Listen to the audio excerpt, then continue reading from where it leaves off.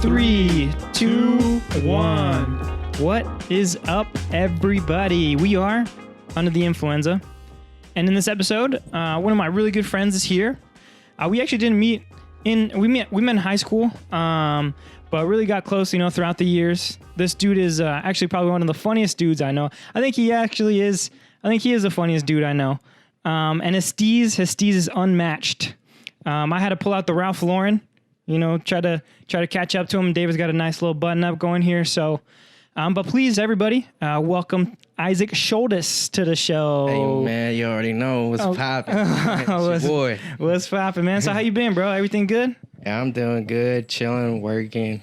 Yeah, partying when I can. But I know, dude. It's a little hard nowadays. It is. Yeah, they closed the bars, right? So the bars are, I think, for another 30 days. I think from the beginning, or what was it? The end of June or the? It was 30 days. I'm not sure. July. It was so through the entire month of July. So it was bars, gyms, and what else was closed? And theaters, yeah, movie theaters. They're like water parks. I was like, we ain't got no water parks. Yeah, water parks. Yeah, we have no water parks. Breakers hasn't been open for years. Yeah, it's closed down for 5 years at least. Yeah, Breakers has been down, but yeah, I mean the pandemic's weird, right? You went to a wedding recently, right? How how was that? Was there any restrictions or was it just kind of a normal thing? Yeah, it was pretty much kind of a normal thing. It was a little more low key. Not too many people. Many people. I'm sure they probably. I'm sure Yeah, there was a lot of old people. I'm sure they were all skeptical about everything at first, but as far as any regulations, I mean, it was pretty normal. Pretty normal, but just a smaller wedding. Mm-hmm. Just a smaller wedding. I'm sure they probably did that on purpose, right? I'm sure. Yeah, it's tough to have a wedding and then to have a lot of people at the wedding. I don't know. It's a little sketchy, but Yeah, they told me they were supposed to have it a while ago, back in January or February, and then Corona hit, so they pushed it back a little, right? Yeah, they pushed it back, but. Yeah, Arizona, we're lacking on this pandemic thing. We are, dude. We are. The numbers keep increasing, bro. The numbers keep increasing, and are we one of the only states where it is like that? No, I think the other two are Texas, Florida, but it does seem like the NBA, dude. They're starting practices, MLB. I saw that Yankees pitcher, right, got hit by a line drive. Pitcher got hit by? It was Masahiro Tanaka. Giancarlo hit a line drive and hit Tanaka. So they're practicing, dude. And Arizona, wasn't the plan to come to Arizona and play baseball. Yeah. It's probably not the plan anymore, dude. They had the plan, yeah. It's probably best that they didn't show up here. And the NBA, I think the NBA is in Orlando. They're already going, right? So, I mean... Sports are supposed to come around the corner. I think football, right? Football's supposed to start as usual. But it's baseball and basketball later this month, I think. And then maybe the football preseason or some. No, but football doesn't start till end of August or September or so. Yeah, it's still got a good while. Yeah. But I've seen a lot of videos on Instagram, social media and stuff like that where basketball players were practicing and all that. I saw Danny Green balling them with Melo. Melo really? Was showing them up. Really? Yeah. Carmelo Anthony? Yeah. Damn. An old timer, but he was pulling the moves on him. There you go. Yeah, dude. Yeah. I mean, Melo's still Melo, bro. Melo's still Melo. On the Blazers, right? I think he was. Yeah, I think he was on the Blazers for a little bit. Starting, I'm pretty sure. Yeah, he had a big game. I remember he had, I think, a close to 30-point game or something like that. But yeah, I mean, sports is coming around. You a Cowboys guy, Cowboys fan? I know. Yeah. I know Dominic and Chowder were giving you shit for being Cowboys. I think Chowder actually might have just called you a bitch one time, dude. Hey, man, shout out Chowder and Dom. Y'all both bitches, man. Y'all use me for the clout. Yeah, dude. I don't even want to hear Chowder. He's over here talking about Cincinnati Bengals. Yeah, he was. Terrible. That's why there's a reason why they got the first round pick. Yeah, they got that number one pick because they're bad. They're doo-doo, Chowder, dude. Cincinnati Bengals are doo-doo, but... Yeah. But the Cowboys, dude, there's a couple players. I think Ezekiel Elliott got the coronavirus, right? I think he was pissed, right? I think he was mad that the news released or something like that. I think he was upset, but... Yeah, we need him too. Yeah, dude. Yeah. He probably doesn't feel it, though. He's probably one of those dudes that doesn't have symptoms. Because why would he get mad, though? Why would he... I don't know. Is it embarrassing to have corona? Does it seem like you're not taking care of yourself the right way or something? I don't know. Yeah, maybe... I don't really know. It's a good question because you would think that it... it happens, right? You go out, whatever. You got to go out to the grocery store eventually, dude. You got to go out, and who knows, where you get it or, whatever happens. But as long as what? Low key, like, I mean, Zeke's he's younger. Yeah. He's younger than me. And he's gotten in trouble, Yeah, he's always out getting in trouble. So I'm sure, like, he probably got it from hanging out. Yeah, That's a good point. That's why I didn't want it to come out, because it makes it like, if that's his image, if that's how you see who he is, then everybody's going to say that, he was partying, he wasn't doing the proper precautions. And I think that's what, did you see, that's what Stephen A was saying. Stephen A Smith was saying the reason why a lot of these NBA players are testing positive is because of their lifestyle. He's like, no one's talking about it, but all these men, he said, especially the unmarried one, especially the ones single men with a lot of money. Are just going out and they're not going to change their lifestyle. He said, just for like 3 weeks, try to tie these people down for like 3 weeks. And it's been months, dude. It's been like 4 months. All I got to say about that is good luck, because those boys are wild. Yeah, dude, it's true. Especially, kind of like James Harden, I've heard, is one of the ones that's always at the strip clubs, doing that sort of thing. And going crazy. They got a lot of money, dude. They're young. Yeah, they're young. Millionaires. Just want to party, dude, But during these tough times, it's, you just got to watch yourself, dude. Just watch yourself, wash your hands, wash your butt, dude. Just do the things that you got. Just do the things that you got to do, bro. And it's hard to stay at home and stuff. And I don't blame people for going out. It's like, live your life. It sucks with this, going on, and it's kind of like controlling yourself, controlling your life, or like limiting your life and things like that. But dude, it's life, bro. Whatever. Like, if you want to go out, bro, just make sure you do the right things. And, if you want to stay home, then stay home, dude. Whatever you got to do, right? All right. Yeah, whatever you got to do. But you brought this over. You got some Ciroc over, bro. This apple flavor Ciroc, bro. Ciroc Boy Studios. You already know, man. Yeah, this apple, dude. Pull up. Yeah, dude. I haven't had Ciroc in a while, to be honest with you, dude. I don't think I've ever had Ciroc.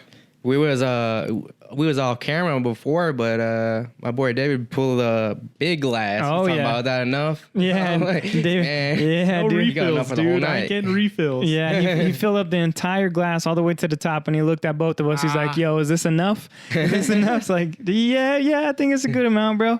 But yeah, it tastes good, dude. I like the apple flavoring. I don't know, dude. I don't know. I don't know why I fell off on Ciroc, dude. We used to drink Ciroc, all the time, bro. Like, I was gonna say David poured enough to put a fucking elephant down. yeah, dude. Yeah, you did, bro. You did. He poured a lot, but so yeah. I know you've been to also, like, we were talking about it a little bit earlier, about you going to Thailand, and your parents are actually from Thailand, right? Or Yep. So your parents, were they born in Thailand, or like, so they were born there, they came over here? Yeah, so my mom, she was like born in like the real poor, like, village type area. Mm-hmm. And then my dad was on a military base over there in Thailand.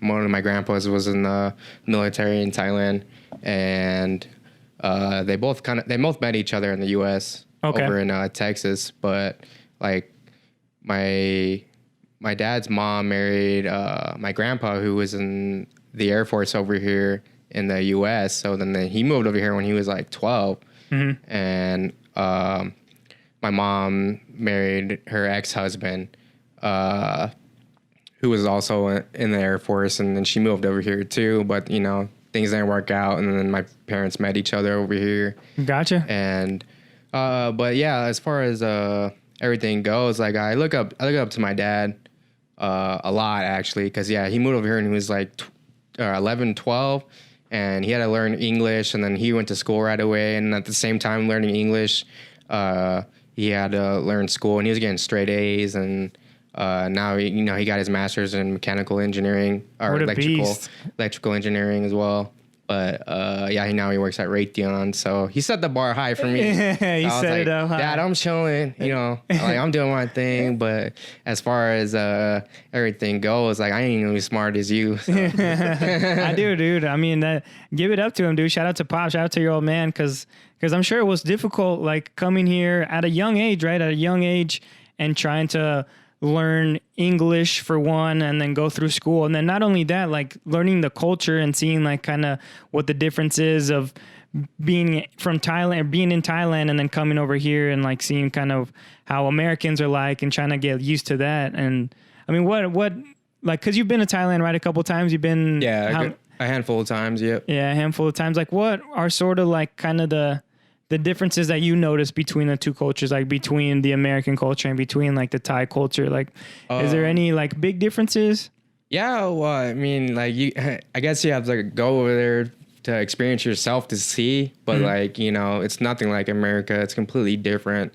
Like you have the big city areas, and then you also have like the areas of, like, you know, with a lot of nature, and just everything is just like separated from everything else. But big city for sure is wildin', bro. Yeah. Like, I went over there. I think the drinking age is 20. I went over there when I was 20.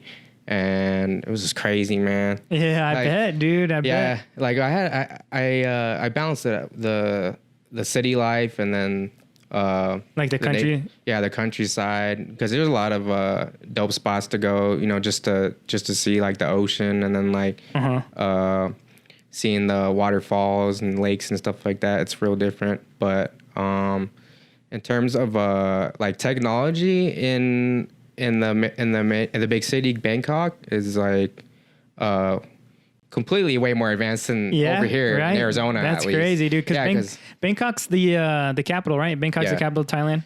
Yeah, I pulled up like before I was 20. It's the last time I went before that when I was like 13 years old. Okay. But when I went there when I was 20, yeah, it was just like they got subway systems in the air, underground. What the? All kinds of fancy things. Like, for instance, the malls are way bigger than any other mall I got over here. Like the Tucson Mall is like our biggest mall over here. Right, it's like 2 stories.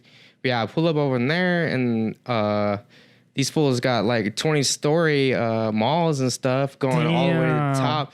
Yeah, like they had a movie theater all the way on top, and then like at the top there was a movie theater? Yeah, the very top was a movie theater, and then like I was looking at all the elevators like down, and it just kept going forever and ever. Shit. But yeah, they had like a movie theater at the top, and then right below that was a bowling alley, and then before that it was like a car show. They had like Lambos, Aston Martins on the floor, and then like honestly, I have a good question, because like they had all those cars on that one floor. I was like, how do they get these cars out of here? Yeah, they're all the way on top. That's true. Like, because they're in the mall, right? Like, yeah, they're inside of the mall. It's like, how do you get all these cars out of here? Like, expensive ass cars too. They're just driving it out the front door, or what? Yeah, dude, that is a good question, bro. I wonder how they do that. And then they had like a car show on one floor, and then another floor below that was just like all designer, Louis, Gucci, Fendi. Yeah, it was like big baller mall. But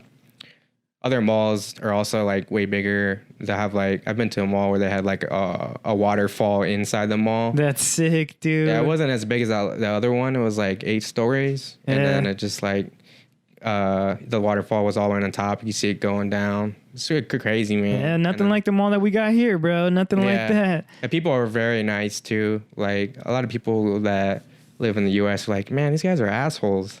But yeah, everyone in Thailand is for the most part really nice. So yeah, just like a different culture, people. just like more people oriented, I guess. Like instead of just because here in America, it's just more like, you know, you're individualistic. Like it's just all about you. You know, you just going through your day. You know, you don't want to get interrupted or whatever. But in Thailand, like, is there? Because, you know, you picture Thailand as just being kind of the place where, at least from the movies, you know, you see these things on the movies, like where you go and you ride elephants, or, you know, it almost, I guess, I don't want to say that it is, but I guess maybe in some areas it is, but like a third world country, like just based off of movies that you see, it just seems like a little, I don't know, I don't want to say poor, but like what you're saying right now, it's like in certain cities in Bangkok, or, you know, you're able to see the technology's advanced, and you're able to see like nicer things. But I mean, I guess in anywhere, right? Anywhere you go to, you'll see the poor cities, and you'll see the rich cities. There's a lot of third world country like type parts in Thailand. But there's also a lot of cities in Thailand like that are very advanced. Yeah, like there's like this. It's pretty much like a beach city. It's like they like have a nickname for it. It's like like a little mini Vegas on the beach. Oh, really? It's like a casino? Yeah. They got a casino on the beach over there or what? So no, they don't have casinos because casinos are banned in Thailand. Really? They don't have- It's illegal? Yeah, you can't gamble. Okay. But they have under the table stuff. Gotcha. But, Yeah, of course. Yeah, you as gotta far have as that. like clubs go, like there's like a big strip on. I think it's called Pattaya Beach. Pattaya? Yeah, I went over there, and yeah, that's like a pretty much it, like super fancy, and they have a bunch of lights. You know, like pretty much like the Vegas kind of thing. Gotcha. going. Yeah, and just like you just walk down like one street and you got like bar after bar after bar yeah. and just things like that. Yeah, That's you sick. just gotta watch out for the lady boys over there. No, That's dude. exactly what I was gonna say when he was saying like what we think of Thailand from the movies. Like that's probably the thing that came to mind for me. Were all the Because like in Hangover, it's Yeah. like that, right?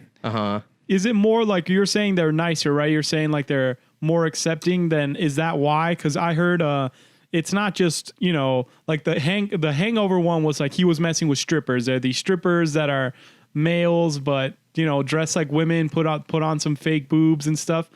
But I heard that it's just in general, like not just in terms of like strippers, just in general. There's more lady boys, like there's more boys who are just more feminine over there, right? Like that's more accepting. That city, Pattaya Beach specifically, is like known for lady boys, but shit, man, they fool me. I mean, yeah, right? They fooled you, bro? Yeah, I'm extra skeptical. Like any girl that I talk to over there. Yeah, you got to it's check just- their it's just knuckles scary. out. It's Their just scary. their Yeah, Adam's it's like- apple and things like that. Gotta just make sure, dude. Just got to double check.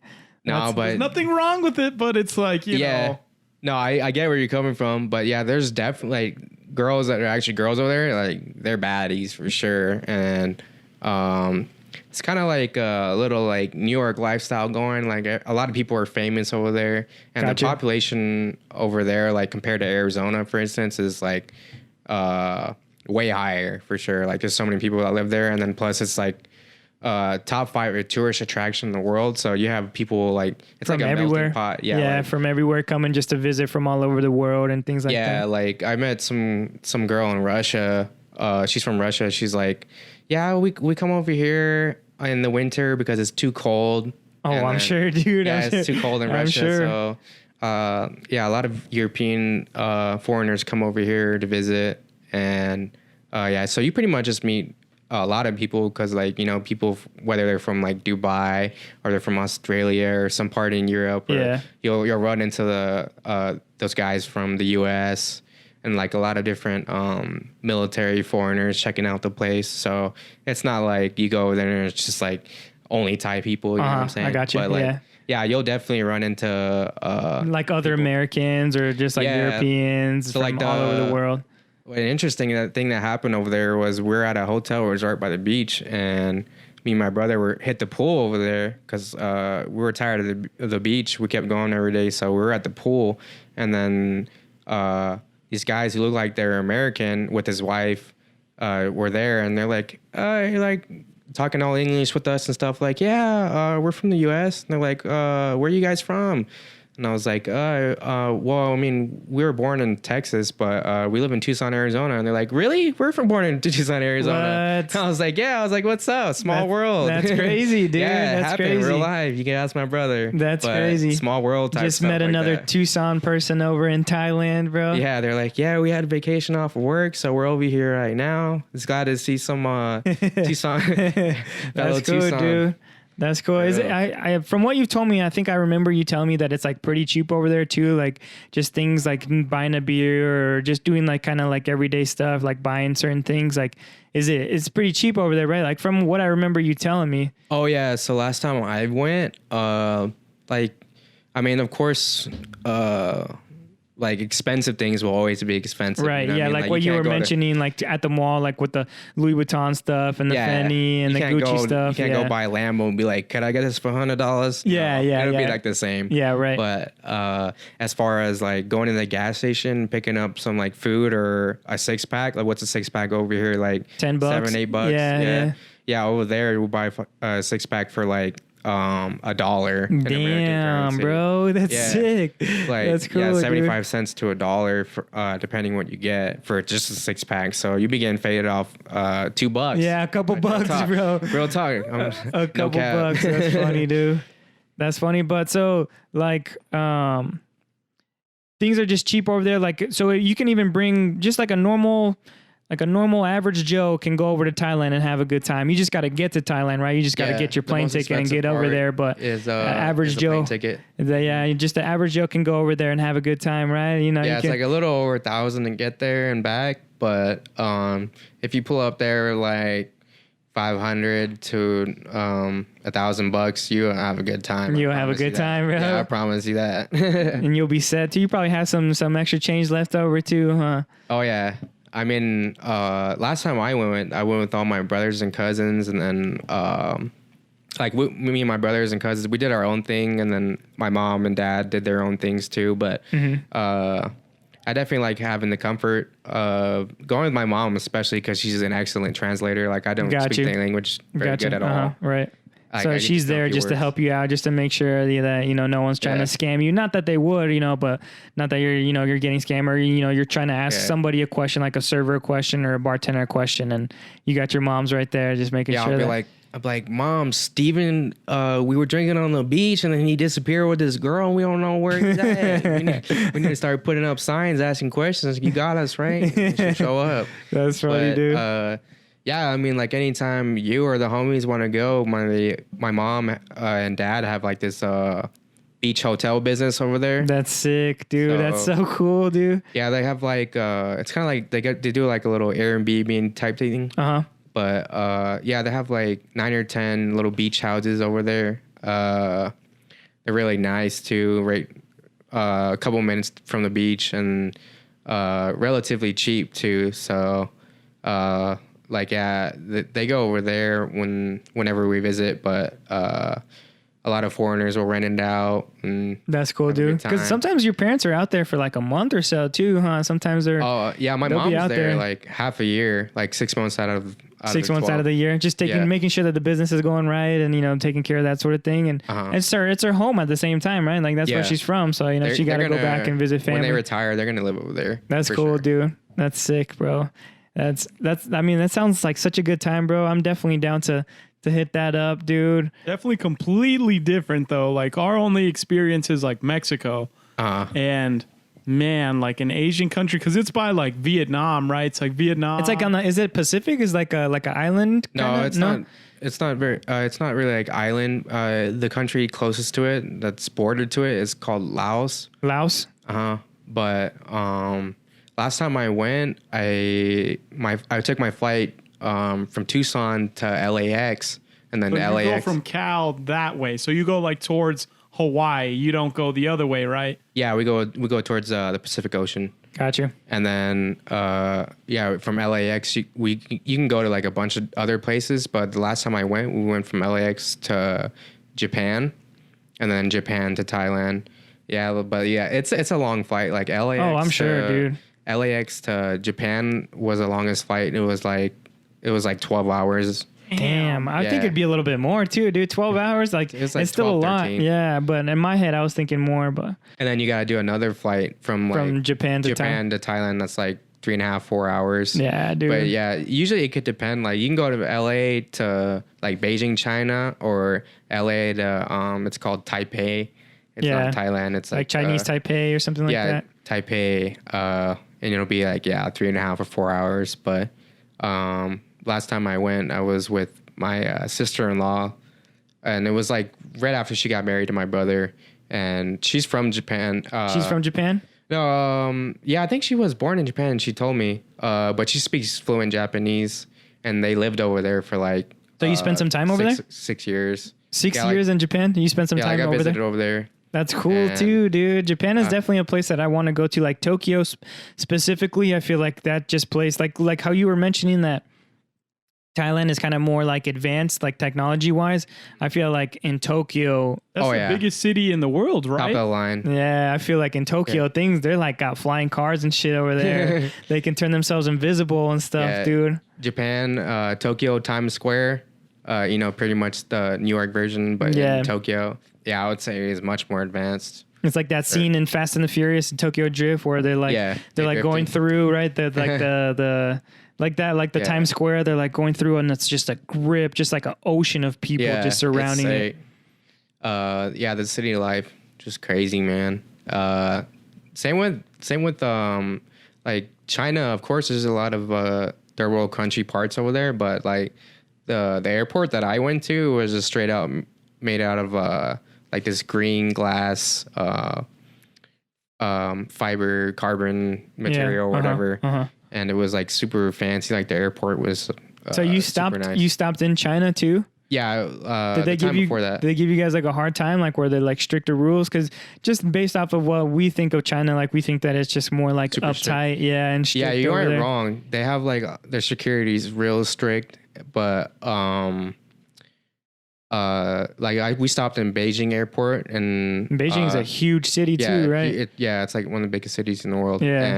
And no, they were fine, but like my mom said that she stopped in Shanghai one time, Shanghai, China, and it was the worst airport she ever went to. In terms of what, just like security on your ass, security. or Yeah, pretty much. Like she almost got stuck there. Like she almost like broke down and cried. yeah, because type it's just stuff. too much, like just overwhelming. Like I'm sure that they were asking her like all kinds of stupid ass questions and just Yeah. almost like trying to make it seem like she's doing something bad or whatever, dude. But Yeah, no, but when I went there, when I was stopping in Beijing, China, yeah, like they were fine.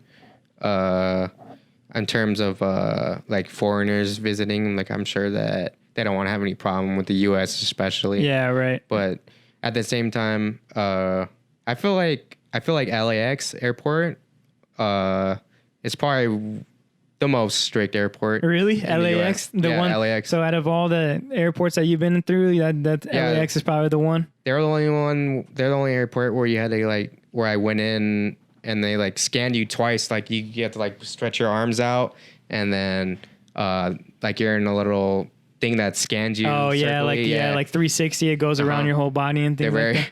they're very strict. Because I'm sure a lot of people go through LAX, Yeah. dude. I'm sure even Definitely.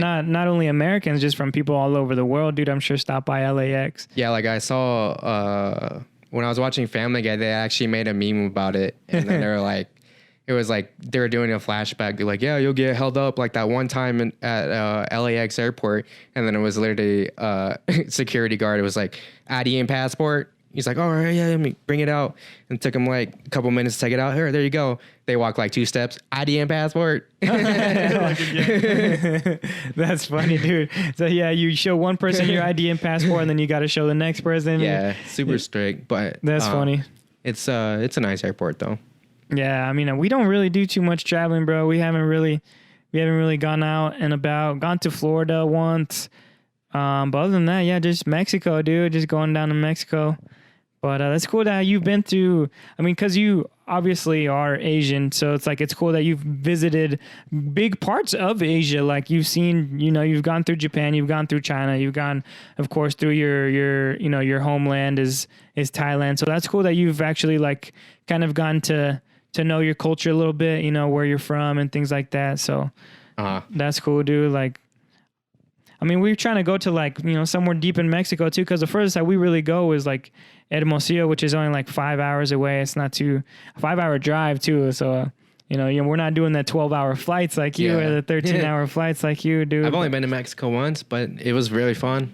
But one place I definitely want to go is like just travel around Europe. Yeah, because everything's so close in Europe, dude. Everything's so kind of like compact. You go from like England, or you go, you can go to England, Italy, France. They're all kind of just right next to each other. So like Alex Chanel's parents, they went for their anniversary. Like shout out earlier Alex this year. Chanel. Yeah, shout out Alex Chanel. I consider his parents, like I call them mom and dad too. Yeah, just joking around. Yeah. But yeah, for their anniversary, they went on a cruise over there. They went to like on the cruise. They traveled through like 16 different countries in Europe. Just seen it But, all. yeah. Just went through it all. I saw a bunch of pictures on Facebook, but I was jealous. So I was like, damn, man. Yeah, it sounds I was like, cool. I need to get on that. It seems very cool over there. Like just the pictures and everything that you see. It looks very cool. Like it looks almost just like it's historic, right? It looks like, you know, it's been around for forever, dude, but definitely something I want to experience with the homies. Yeah. That'd be cool, dude. That'd be a good time, bro. Especially Thailand, like you were talking about Thailand. It's like, dude, that'd be cool just to go through and just to see like drinking. Imagine like going bar hopping at a different place, like seeing everything. Would you say like in Thailand, obviously, specifically, do you think they speak English? Like, do you struggle more? Like, let's say your mom's not there and you're spending a whole night by yourself going like bar hopping or restaurant hopping. Like, what if you do? Most people, like India, for example, I've heard Indians, they speak a lot of English. Mm-hmm.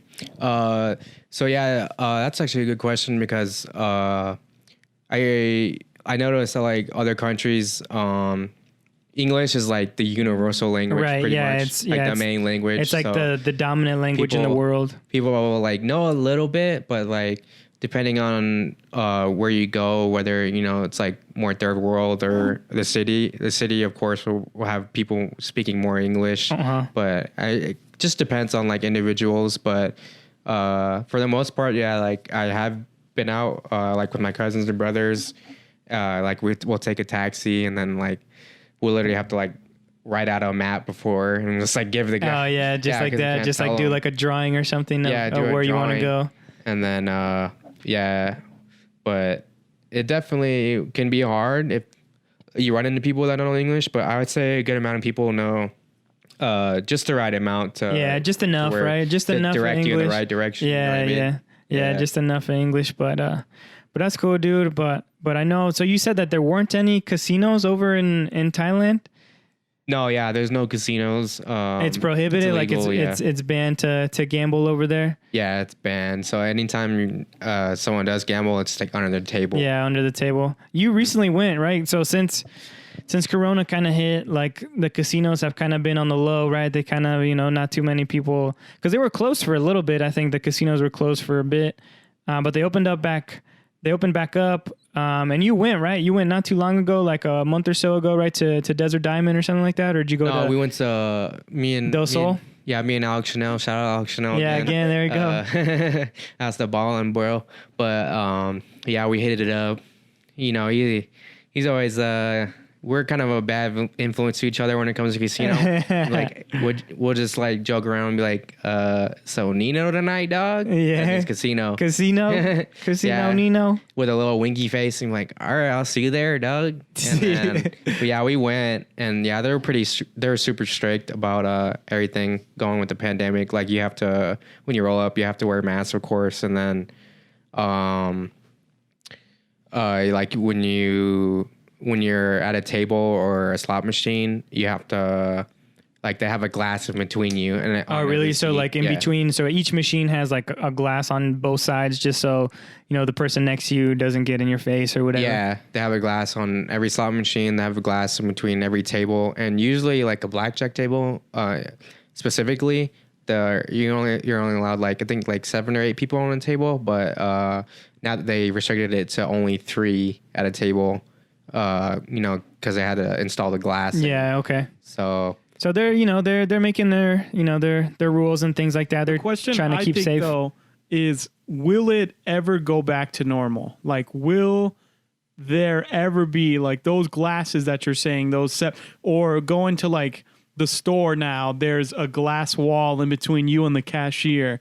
Will it ever just completely go back to normal? I probably don't. Not for a probably while. not. Yeah, like, at least not for a while. Vaccine or cure, but maybe if a shot comes out and it is just straight up definitive that this is not an immunity, I guess, but sort of like the flu shot. It's not an 100% guarantee that you won't get the flu, but it's pretty like close. So maybe that's maybe if a vaccine just comes out, everybody gets it. You can go to like a Walgreens or like a pharmacy and just get it, and you're good. But man, if nothing like that comes out, dude, like I don't think it's gonna go back to normal. Yeah, it doesn't seem like anything's gonna go back to normal soon or in the near future. But like I feel like it can't completely be the same, right? Like there's still gonna be these things. I'm sure that people are still probably gonna wear their masks out and about. I'm sure people I mean, obviously not everybody's going to keep doing, but there's still going to be some people that do wear their masks and, go through it even after, there's a vaccine found and, the numbers go down. Because this pandemic seems like something that it wasn't just something that the people were like unanticipating, I guess. We were unaware. Like, let's say I heard this guy who said that every time he goes to the store, no matter what, before COVID, whenever he went to the store and he'd come back, he'd wash his hands. And he said, to me, that's common sense. I didn't need the virus to tell me that. You know what I'm saying? Yeah. So definitely. It seems like I think there's more people who weren't like that, who were completely unaware of all that stuff, and now they become aware. Now that like the casino, for example, it's not like just because Corona didn't exist back then, you couldn't get the flu from someone next to you playing blackjack. That danger has always been there. Especially touching like all the money, because the money is like the dirtiest thing in the world. Yeah, exactly. Yeah, money is one of the dirtiest things. Like, I wouldn't doubt that diseases spread through money, the flu or whatever. And it seems like the people, even though I guess we should have been aware of those dangers back then, we weren't, and now we are. So I think like even that, like a casino, I don't know if it'll ever go back to normal. Yeah, probably not. But on the topic that you're talking on, like other countries like China, they've been wearing face masks before. Yeah, I mean in Asian countries specifically, like they've had their mask on. It's they've been wearing it. Yeah, exactly. And they have it bedazzled. They have, nice like Louis V mask Hello and things Kitty, like that. I've seen some like Hello Kitty. Yeah, and they've been doing it. So it's like, it's there. It's normal for them. For us, it's something brand new. And you know what? It's the damn good idea, right? It's something, if it helps, then it helps, So that's why everybody does have to wear that. That's why I think in China it was so easy for them to contain, because they're like, this is the norm, because the atmosphere over there is like has a lot of pollution in the air. Yeah. And China specifically. So like seeing everyone from China wear face masks is like normal to them. So right. And then also like, their government is a lot stricter than us. So I bet like after finding out about the virus spreading to other countries, they're going to be like, oh yeah, the US is done. Like they can't. Yeah, they can't do it. That's because a good point, because we're not used to that thing. Yeah, but then again, we weren't prepared for it. Like a country, obviously like Italy, when it first came out, Italy was like in the worst shape. And I think it's just specifically to I've heard like their population is one of the oldest, and I heard Italians live together, like big families live together. So that's why, like, let's say you're a young person who lives with a bunch of people in your household, you go out, you get it, you give it to your grandpa and stuff. So that's why I heard Italy got hit so hard. I was going to say like maybe the reason why the US is kind of struggling with it more is because maybe that face mask thing, maybe like you have a good point, since China is already sort of accustomed to wearing a mask. Let's say you're someone in China who doesn't wear a mask often, and then you're, like you said, you start hearing whispers of a virus, then it's going to be more easy for you to just put on a mask because it's part of the culture, I guess. Yeah, it's normal for you, exactly, yeah. So and then at the same time, I'm sure like over here, it's like I think I already mentioned it, but here in America, it's like we care more about ourselves than the collective, and than that all the strong people. Government, he's saying, like, I'm sure that has a big, I'm not saying America doesn't have a strong government, but let's say, for example, like Arizona, they made it mandatory. I think in most states, they made it mandatory to wear a mask. If you don't wear a mask to the store, I mean, all you're going to get is maybe like dirty looks. There's no way you're going to get like a police officer on your ass arresting you for not wearing it. In China, though, if you're like working or something and I'm sure it's completely different. I'm sure there's like guards at the stores, or I'm sure it's just completely different. If you're not wearing a mask, then you're more fearful, I feel like, in China than in here. Because I don't know, maybe people are more worried about what they think is their like right. My right is to breathe however I want to breathe, right? Like in America, they're more worried about that stuff. I should be allowed to breathe without a mask because that's my right. When it's just like, when in reality, it's like it's helping everybody else, dude. You wearing a mask is helping everybody else, get through and be able to get through this and hopefully limit the numbers, dude, because numbers are still growing, bro. The numbers are still, definitely. they're still growing. But But going back, I wanted to touch back on the casino thing because you're a big casino guy. You know, you hang around the tables. You're on the blackjack tables, right? That's mostly where you spend most of your days at the casino, right? Yeah. So when I was 21, I was going like pretty much almost every day, and I'm 25 now, about to be 26, and yeah, that was like the thing I did. I wasn't like as socially active as I was how I am now. Like when I was 21, like I was just play video games, whatever, and then like go to the casino. But like, yeah, I didn't start going out a lot like downtown until like my 24th birthday, like a year ago. And, but yeah, when I turned 21, I was just kept going and kept going and going. And, yeah, I'm not surprised that, the casino is so strict right now because you walk in and then they have like a little camera thing that like, or I don't know if it's like some thermal camera or something, but like they check your temperature right away. Yeah, I see what you're saying. Yeah. Yeah. Like, yeah, they don't hold anything to your head. Like there's just a camera you walk in front of and then it'll check your temperature right there. So they won't let you, walk in if your temperature's too high, but still at the same time, like, you know, everyone's touching each other's chips. Everyone's touching each other's money. Exactly. The money, the chips. Yeah. The tables, everyone's, you know, touching the same slot, the same, you know, lever for the slot machines. Everyone's touching that. I'm sure, you know, they try their best to disinfect it, you know, as much as they can, but they can't get it all, right? Can't get it all. I definitely encourage, you know, washing your hands after everything. Of course. Yeah. Of course. But yeah, you know, wearing a mask is good, but it only goes so far. Right. Like, yeah. That's very true. I don't mean to name drop, but Travis Patterson, shout out Travis Patterson. He was on the or you gonna have him? Yeah, on the he's gonna be on very soon. Yeah, he's gonna be on soon. Shout out Travis. Yeah, he was a combat medic, and then now he's a firefighter right now, which you know they're very strict on everything because he's his first responder, and he's a EMT, and but he hates wearing a mask. Yeah, he's like if they tell me to wear a mask, I'll tell them to eat my shit. And I was just like, but he knows all about that. Like he's a medic, right? Yeah, he knows. Yeah, and I'm sure there's other things that he does. You know, granted, let's say you know he doesn't wear a mask, but at the same time he's doing other things to make sure that he is, you know, staying healthy. He is washing his hands because he knows, you know, you know, the medical like kind of, you know, because that's what he did, right? He was a combat medic over in the army, so he, you know, he was taking care of people medically. So I'm sure he knows. Yeah, I'm sure. So yeah, like anytime like someone gets injured or they're like severely sick, like if there is a corona case potentially that he has to respond to. Yeah, they don't play around. Like they pull up in the hazmat suit. Oh, I'm sure. He has a hazmat suit, and they go from there. And you know, being a first responder, he definitely knows a lot about that. But yeah, he was just saying like, yeah, I mean, a mask only goes so far. It's good that you wear it, right? But, yeah, it doesn't hurt, right? It doesn't hurt to wear it, right? Yeah, you have to definitely like, you know, sanitize. Yeah, do more. Like you can't only just wear a mask. You know, you got to do more than just that, right? Like you got to do more than just wear a mask. But yeah, going back, I want to keep going back to the casino thing though, because I wanted to ask you a question. I just like thought of it, like what's. Because you do blackjack, right? You're blackjack, so you hang around the blackjack tables. I hear, you know, some stories where you win some big money, but you lose some too, dude. What's the most that you've won in one night, and what's the most that you lost in one night? So I'll always limit myself to a certain point.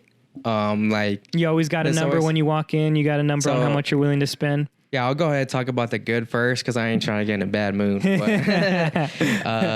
yeah, one night I was just playing blackjack and they have like little side bets like match the dealer or yeah, that's right. It's something about like if you get the match the dealer is like if you get the same card as the dealer, right? Yeah, like the first card they flip over. if any of your cards are the same, then you'll get paid out. It's like a side bet, right? It's like side bet. So specifically, like offsuit matches are 4-1. They'll play 4-1, and then if you get like a suited match, like he has a jack of spades, and then you have a jack of spades, that's 11-1. Damn. So it's the same. Yeah, like the same. Yeah, I also a little bit on the sides bets when I can. But that's definitely what got me up. Was those side bets? Because yeah, regardless doing the side bets. if you win or lose in blackjack, like that side bet's still gonna give you some extra, right? If you win, Yeah, of if course. you win. But they call it a sucker bet is what they call it because, you know, you won't always hit. The There's chances like are low of doing that. Yeah, the chances are pretty low. But one day I was getting lucky. I won about like 1,500. Damn. Yeah, like I got a double suited side bet on match. I had I think it was a queen of hearts. Queen of Hearts is looking out for me. So I had 2 Queen of Hearts, and then the dealer flipped a Queen of Hearts, and I had $10 on it. Damn. And then that's 22 to 1. So yeah, I got what is it, like 220? Damn, off of just a $10 bet, you got 220. And they pay you out right away. And then I ended up winning the hand too, so I got extra money from that. But yeah, it wasn't even close to the match. But if you want my honest opinion about the casino, kids, don't do it. Don't do it. In the long run, you're not gonna win. Yeah. There's a reason why the casino has the edge on every single thing. You play. Yeah. It's not an accident. You know, it's definitely on purpose. It wouldn't be a business if they didn't have a competitive edge. Yeah, so, of course. But yeah, you can get lucky. Like there's a blackjack book that you can look off of, like, to tell what to do and certain situations. Like every if you're single like hand. if you get like a 14 or like a 15, it's like, dude, shit. Do I hit? Do I stand? Like, what do I got to do? Yeah. So like pretty much they base it off of the first card that the dealer flips over. And then the cards that you have, it'll tell you like every single do, whether to double down or split or hit or stay, whatever.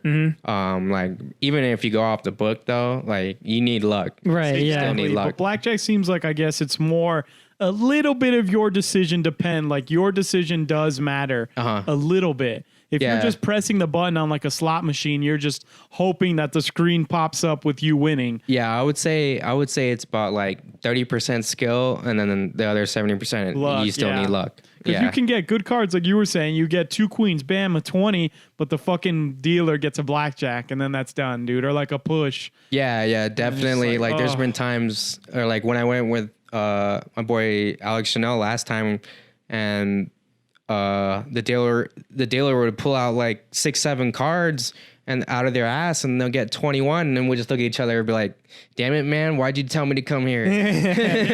just blame each other. A 12, a 9, then they're like, all right, 13, all right, 15, all right, 17, and then boom, 21. Yeah, they'll pull out. Yeah, that's when you're like, all right, this shit's rigged. Like we look at each other like, man, that's some bullshit. The dealer just pull it out their ass. But I mean, I'm not gonna get mad at the dealer ever. Like I don't understand why people get mad at the dealer. Like they're just dealing. The cards. They're just dealing fault. it. Yeah, exactly. So They're the I don't get why messenger boy, people like some older people I've seen will just like literally trip on the dealer. I'm like, dude, I'm like, what can they do? Like they want you to win because they want you to tip them. Exactly. Win. That's exactly like, they're right. on your side, bro. Yeah, because like, you can tip them because you know once you get your winnings or whatever, you throw the dealer a couple bucks here and there, you know, just to keep it going, just to keep. Yeah, like they're on your side, man. Like why are you getting mad? I hate when people do that. Yeah. You blame the dealer. It's like, dude, you know what? Maybe you should have hit, or maybe you should have stood. You know, whatever, dude. Like, you know, don't blame the dealer, dude. Blame yourself. You're at the casino, bro. Right off the bat, it's like, dude, you know, you should know that there's a chance of you not winning, bro. Like, 1,000%. Yeah, like do you see how big the casino is? Like, you think their money just comes out of nowhere? For real. They're getting it from you. Yeah, dude, that's something I want to get into, though. Blackjack is fun, dude. I feel like blackjack is something, because there's so many extra things other than just getting to 21. Like you were saying, like you have to know like when to split. Like that's when you have like 2 sevens, right? Let's say you got 2 sevens or whatever. You can split it up. You're supposed to split it on, well, what they say is aces and eights. That's what you're supposed to split. Aces and eights every time. So if you have 2 8s, then you split up the eights. 16 is a horrible number, and that's why they consider when the dealer flips over their first card and they're showing a 6. That's the best thing the table can get, because if they show a 6, then like they're very highly likely to bust. Yeah, to go over, because they have to, like, once they hit 17, right? 17 is their magic number. So once the dealer hits 17, you can't get another card. They can't. Right? Yeah, you can't get they can't get another card. And then once they're at 16, it's like, dude, well, they have to get another card. So 16, they like what the book says is like, all right, so because the majority of the deck is face cards or Yeah, tens. because tens, right? Because Or 10 face takes cards or up most tens, of it. Yeah. So then like that's the dealer show. They say the dealer's all right. They flipped over 6, so the dealer is showing 16. Without even showing the other card, it's like they already if have you like a 16.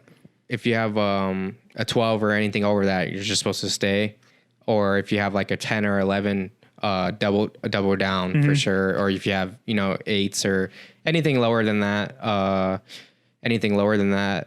like that are matching cards, you split those for sure. So a dealer has to go above 17, right? Let's say they get a 16. There's no way that they can hold the 16, right? They have to get another card and go up. Yeah. So Unless table, the other person busts, right? Unless the table busts or whatever. But like the dealer, if the person doesn't bust, if the player doesn't bust and the dealer has a 16, like they have to go for another card, right? Yeah, Regardless they have to hit. So there's if a the rule person on has the a table that 14 or says dealer has to stay on 17 unless it's a soft 17. They're supposed to hit a soft 17, which is, and when I say soft 17, that's when they have like an ace and a 6. Gotcha. They have to hit that. Like Gotcha. they have 17, but that's considered a soft 17, so they have to hit it. Because it's a 7 too, right? Because it's considered 7 or 17. Yeah, They I gotcha. have to hit it and keep going. Because the ace can count for either a 1 or an 11. Yeah, exactly. Gotcha. Yeah, so they have to hit even if they have a 17, they have an ace and a 6, which is 17. It's a soft 17, like you were saying. They have to hit that. Yeah.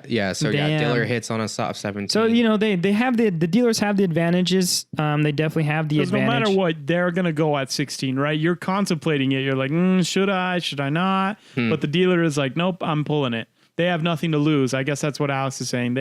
So they have their advantages. They also have their disadvantages, but at the end, dude, the dealer's gonna win. So if you play off the book, they say that your percentage, if you play off the book, it'll be like 49.6% chance that you'll win. But either way, if you play off the book, like they're still gonna have a better higher percentage. chance. Yeah, higher percentage chance. Like a lot of people just go to play blackjack to have fun. They don't know what they're doing, and a lot of people will get mad. If people because they don't ruin hit the table or they don't hit whatever. or stay, but like I don't believe in any of that because even the book says that too. It's like the numbers will be what they are, and then like a lot of times people will play stupid and then they'll end up saving the whole table. I've seen it plenty of times. Yeah, so it's like somebody who doesn't, because you guys, if you're on a table with multiple people, like each person affects the other, right? Like it's very little, like very minimal, like you were saying, but it still kind of like affects because if they hit at a time where they're not supposed to hit,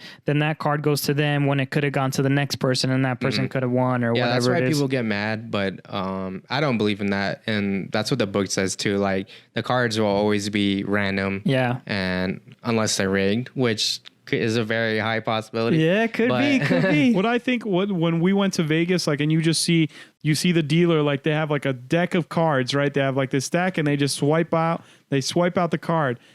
I was wondering, like, it's no way there's more than 52 cards in that dealer's deck, right? There's probably more than a full deck of cards. Are you talking about Blackjack specifically? Yeah, or anything, I guess. Yeah, Blackjack, they change it to where it'll either be 3-deck Blackjack, which is considered high roller. So there'll be like a $24 or $25 minimum bet. Gotcha. And that's each round you got to bet. 3 decks, 352 stacks, all shuffled up. Yeah, it'll be shuffled up. But the thing is, they caught on this like I think like in the 80s or something like that, where people were counting cards.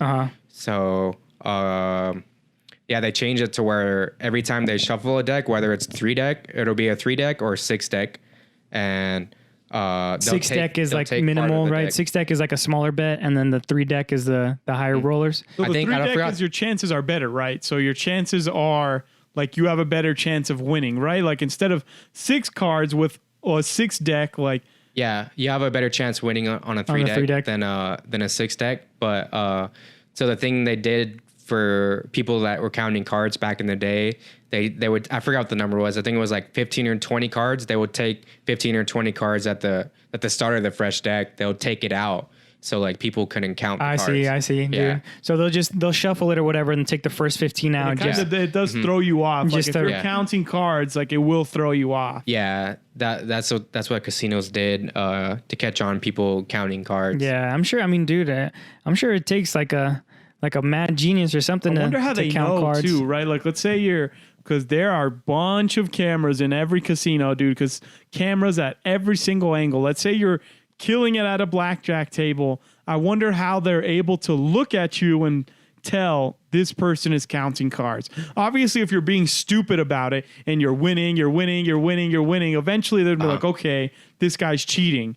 But if you kind of, split it up a little bit, win here, lose here, win here, I wonder how they're able to look at you and be like, that guy. They'll catch on to it because like math geniuses or whatever, that professionalizing that, they'll either like hit or stay on like a weird number, like a very weird number. Like normally, like the regular blackjack book, you're supposed to stay like on 17 or higher. But like people that Count cards, they know what's they'll coming have next. they'll have like 18 and they'll hit it on an 18 and then all of a sudden a 3 comes out, they get 21. Yeah. That's how they whoa. that's how And they that's like, catch the on that. chances Yeah. of that happening is so small, and then it happens. Nobody hits on That's a those good numbers. point. Yeah, I get 18. Yeah. I'm like, ooh, okay, baby. Like I'm Yeah. staying. Because if they see you hitting on like a suspect number, like 18, like who hits on an 18? Yeah. They'll start catching on you. Like either this guy's an idiot or he's winning. Yeah, and yeah. They keep seeing him winning. Then they're gonna be like, all right. He's you're outta either here like then. super lucky, like an idiot, just super lucky, or he's super smart, bro. No in between, dude. Like, because a normal person, an average person, isn't gonna hit. Because you ever on an seen the 18. movie 21? No, I know what you're talking about. I have seen like the previews with Kevin Spacey, right?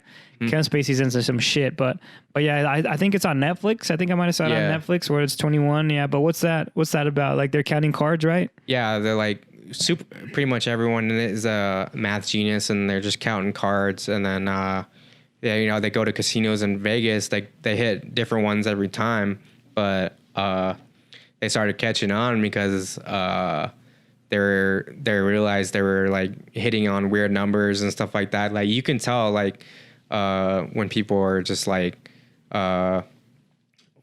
keep winning, you know what I mean? Keep winning, and then they're hitting on weird numbers where you're not supposed to. Yeah, that's strange. Yeah, you start to like question, and you're like, that's very strange. Like, that's not normal, bro. That's not they'll be something able that to you see. differentiate from someone who's just dumb and hitting it, or from someone who keeps winning. Yeah.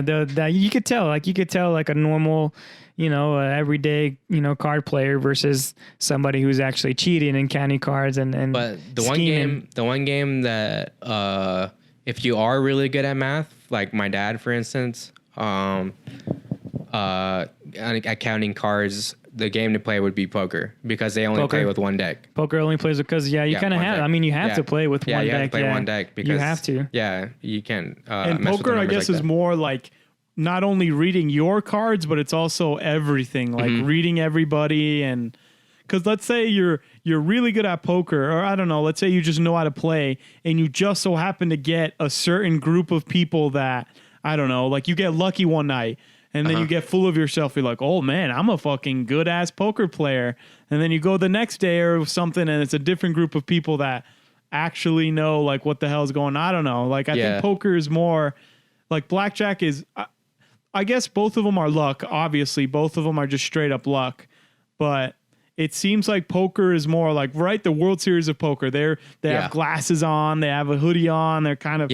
something Poker that face has something going. to do with poker it. face, exactly. And then they know the percentages too. Like everyone that is a pro at poker, they're good at math. Yeah, they know yeah. the percentages. Like They know what's coming, I've been to yeah. the casino with my dad, and like I said, he's had his master's in electrical engineering. Yeah, so very he's really smart good with guy. math. Yeah, very smart guy. Very smart. And I've been to casino with him. He before the whole pandemic, he was like a regular at the casino. Like I'd always run into him and randomly go, "Oh, what's up, pops?" Yeah, I'll be on the blackjack table and he'd be That's over funny. there on his poker table, and like he wouldn't say it right there on the spot, but I brought it up to him when we were in the car, and I was like, yeah, I saw what you did right there. How you kept raising the bet, like you're calling that dude's bluff. I was like, how did you know? And then like he brought out like some crazy math equation.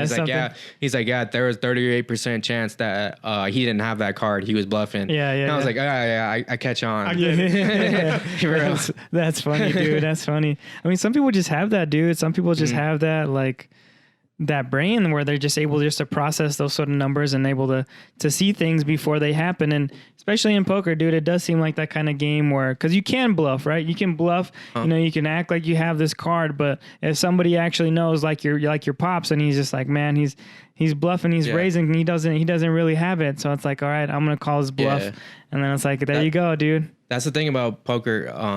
Since there's only 52 cards or whatever you said. In the deck, then you're able to, and you're playing on like a 10 people table. Then you're able to see every card on the, and then try to like go through your numbers and try to guess what everybody has, and then you see your cards or the 5 cards that what's that called, like the flop or whatever. The flop is 3 cards. The flop is the first 3. The bank and then the river. The bank and the river is the last one. You're able to like get a percentage wise if you're used to it, and be able to get a read on the person, but at the same time, you have to be able to bluff. Like that's why they call it poker face, because someone could be like, there's a good percentage someone has like 3 queens on the board, and then someone could act like they have 3 queens on the board by how much money they're betting. Like if they're betting like they have it. And that's what they call bluff. And then if somebody who isn't the one that's bluffing, they actually have the queen, and they're like, damn, this fool's bluffing. He's acting like he has a queen, but I got the queen here, dude. And then you call him right there. And then you're like, all right, bro, let's do it. Or whatever. And then let's do it. Let's play a little bit.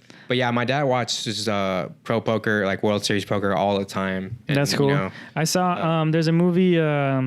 It's with Matt Damon. Roundtables or Rounders. Rounders. Have you seen that? It's kind of like it's like late 90s movie. Maybe it's like middle 90s, but it's like Matt Damon. It's kind of like that. He's like narrating. He's at like a poker table or he's gambling, and he's like narrating. And he's telling you what himself, like he's in a movie. Yeah, and he's like really good. He's like a really good poker player. He's saying like kind of like what your dad is like, this guy over here, there's no way. Like he's got a bluff. I can tell what he's got. He doesn't have it. Yeah, so that movie was good. I do got to check out 21 because that sounds like a good movie too, even though I don't really support what Kevin Spacey's doing out here. Yeah, dude, I kind of wanted to talk about him. Like, I guess just who he is. It has nothing. Kevin Spacey's like the main guy. Like, he's like the House of Cards guy. Yeah, the older. He's not the main character, but he's the guy who's like guy's mentor. Yeah, he did some shit, bro. He's like touching people. He's like touching guys. You know that? You hear that shit? Oh, gosh. He's like an assaulter. Yeah, I know he's into some shit. Yeah. And I just kind of, when you said that, like something came to mind. What's his name? The biggest PewDiePie. PewDiePie had like a video of like the cancel culture and saying whether or not he agrees with it. And I was just thinking like that with Kevin Spacey, right?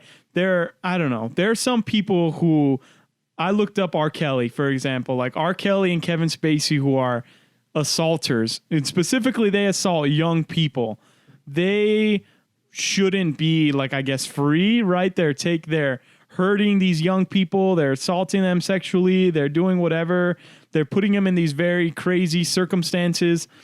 But I was thinking like, well, PewDiePie released a video, and the video, I guess, was him just reviewing 6 people. There was 3 people on one side and 3 people on the other side. And there were 3 people who were for cancel culture and 3 people who were anti-cancel culture. And the example they brought up was like R. Kelly. R. Kelly is obviously like an assaulter. He's been proven on video that there's a sex tape with him and young women, and he likes peeing on people. He's a fucking freak. But the dude can sing, right? Like the dude's got some bangers. The dude's got hits. He's got Billboard toppers. I think he's got a couple Grammys too. So they were arguing in the video, like the video that PewDiePie was reviewing was a different video from someone else. I can't remember who it was. But that specifically was what they were looking at. And then I kind of remembered with Kevin Spacey that Kevin Spacey is obviously like probably a pedophile. But he makes some good ass movies. Like he makes some good, he's a good actor. In the House of Cards, right? Yeah, like House of Cards is a good show. For example, like what was what happened to Chris D'Elia recently? Chris D'Elia is, he got accused of messing with little girls, with younger girls, but he's funny. He's a comedian. He's in Workaholics. You remember that show, Workaholics? Yeah. He was in an episode there, and they took that episode down. You can't watch it anywhere. It's gone. But I don't know. It wasn't anything specifically to you. It just kind of reminded me. I guess I'll ask like both. Like, obviously, there are certain people like R. Kelly, like Kevin Spacey, and probably Chris D'Elia, Bill Cosby, right? Bill Cosby assaulting hundreds of women, drugging them, sexually assaulting them. But he's funny as hell. Like, but he has something good to add, I guess. My question is, I guess, I don't know. They were debating, like, let's say R. Kelly's song, I Believe I Can Fly, right? You know that song. Everybody knows that song. I believe I can fly. It's a part of the culture. Yeah. Right? That song is just commonplace. But if you censored him and you canceled him, you would have never gotten that song. There are some people who deserve to be canceled for what they've done, but I feel like it's kind of, I don't know, censoring people sort of, or preventing them from wanting to put out there what, I don't know. Yeah, dude, I see. You reminded me with Kevin Spacey, right? He has a bunch of movies out, bunch of shows. He was in the Seven. Have you seen that movie Seven with Morgan Freeman and Brad Pitt? Yes, so sir. it's like, what's in the box? Have you seen that meme? It's like, what's in the box? Frosted Flakes. Well, I say that was a stupid Vine, but that's from Seven. And Seven, Kevin Spacey was the bad guy. Yeah, Kevin Spacey. I mean, Kevin Spacey is a real famous guy. A lot of people know. Good actor. I'm sure, like He's you were been saying, around. R. Kelly has Grammys. I wouldn't doubt that Kevin Spacey has some Emmys or an Oscar or something. Yeah. But dude, like the thing with me is like, if they cancel him, then nothing. Like personally, to me, like I really don't care about Kevin Spacey that much. And does he deserve to be canceled? Sure, dude. For the things that he did, dude, he did some horrible, horrible things. It's not gonna affect me whether I see House of Cards or whether I see Seven or whatever. So it's like if they cancel him, then whatever. Even if it's somebody that I do care about, let's say some rapper or an actor that I actually care about, like that does some shit, then I'll still feel like if they cancel whatever they got to cancel, then go ahead for it. But my thing with the whole thing is like trying to shut them up. Like you can cancel their TV shows or you can cancel their movies, but like trying to cancel like them as almost like a person or like as like a human, because like just stopping conversation is what I think is the worst part about cancel culture is because people are. It's hard for some people to say anything nowadays. Like, when's the last time you've seen Kevin Spacey come up? Like, in years, he probably hasn't come up and been out in the public. So it's like he feels like he can't say anything, and that's what I feel like is wrong with cancel culture. Not necessarily them canceling their TV shows or canceling their movies. Taking that off, like, but actually just canceling them as like a person or like limiting their First Amendment right. Like people can say whatever they want to say, right? But I mean, I don't know, dude. It's a touchy subject, dude. It's hard to really talk about, right? Like who? Yeah. It's something. I mean, I definitely get where David's coming from. Yeah. Like, I mean, it's a thing because, like, when he did that song for Space Jam, I believe. Yeah, I believe I can fly. Yeah.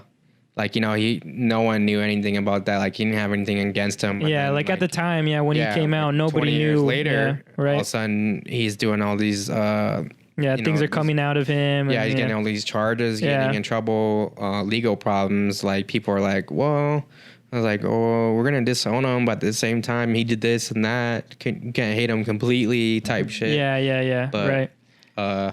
Yeah, it's definitely a tough one for people. It is. Yeah, it's a tough question. I mean, because if you're someone who got grabbed by R. Kelly and you see him succeed with his hits, specifically to them, it's like, fuck that guy. That guy touched me, forced me, whatever. I don't want to see him succeed at all. But I guess seeing it from an outsider's perspective, I don't know. I think it all depends.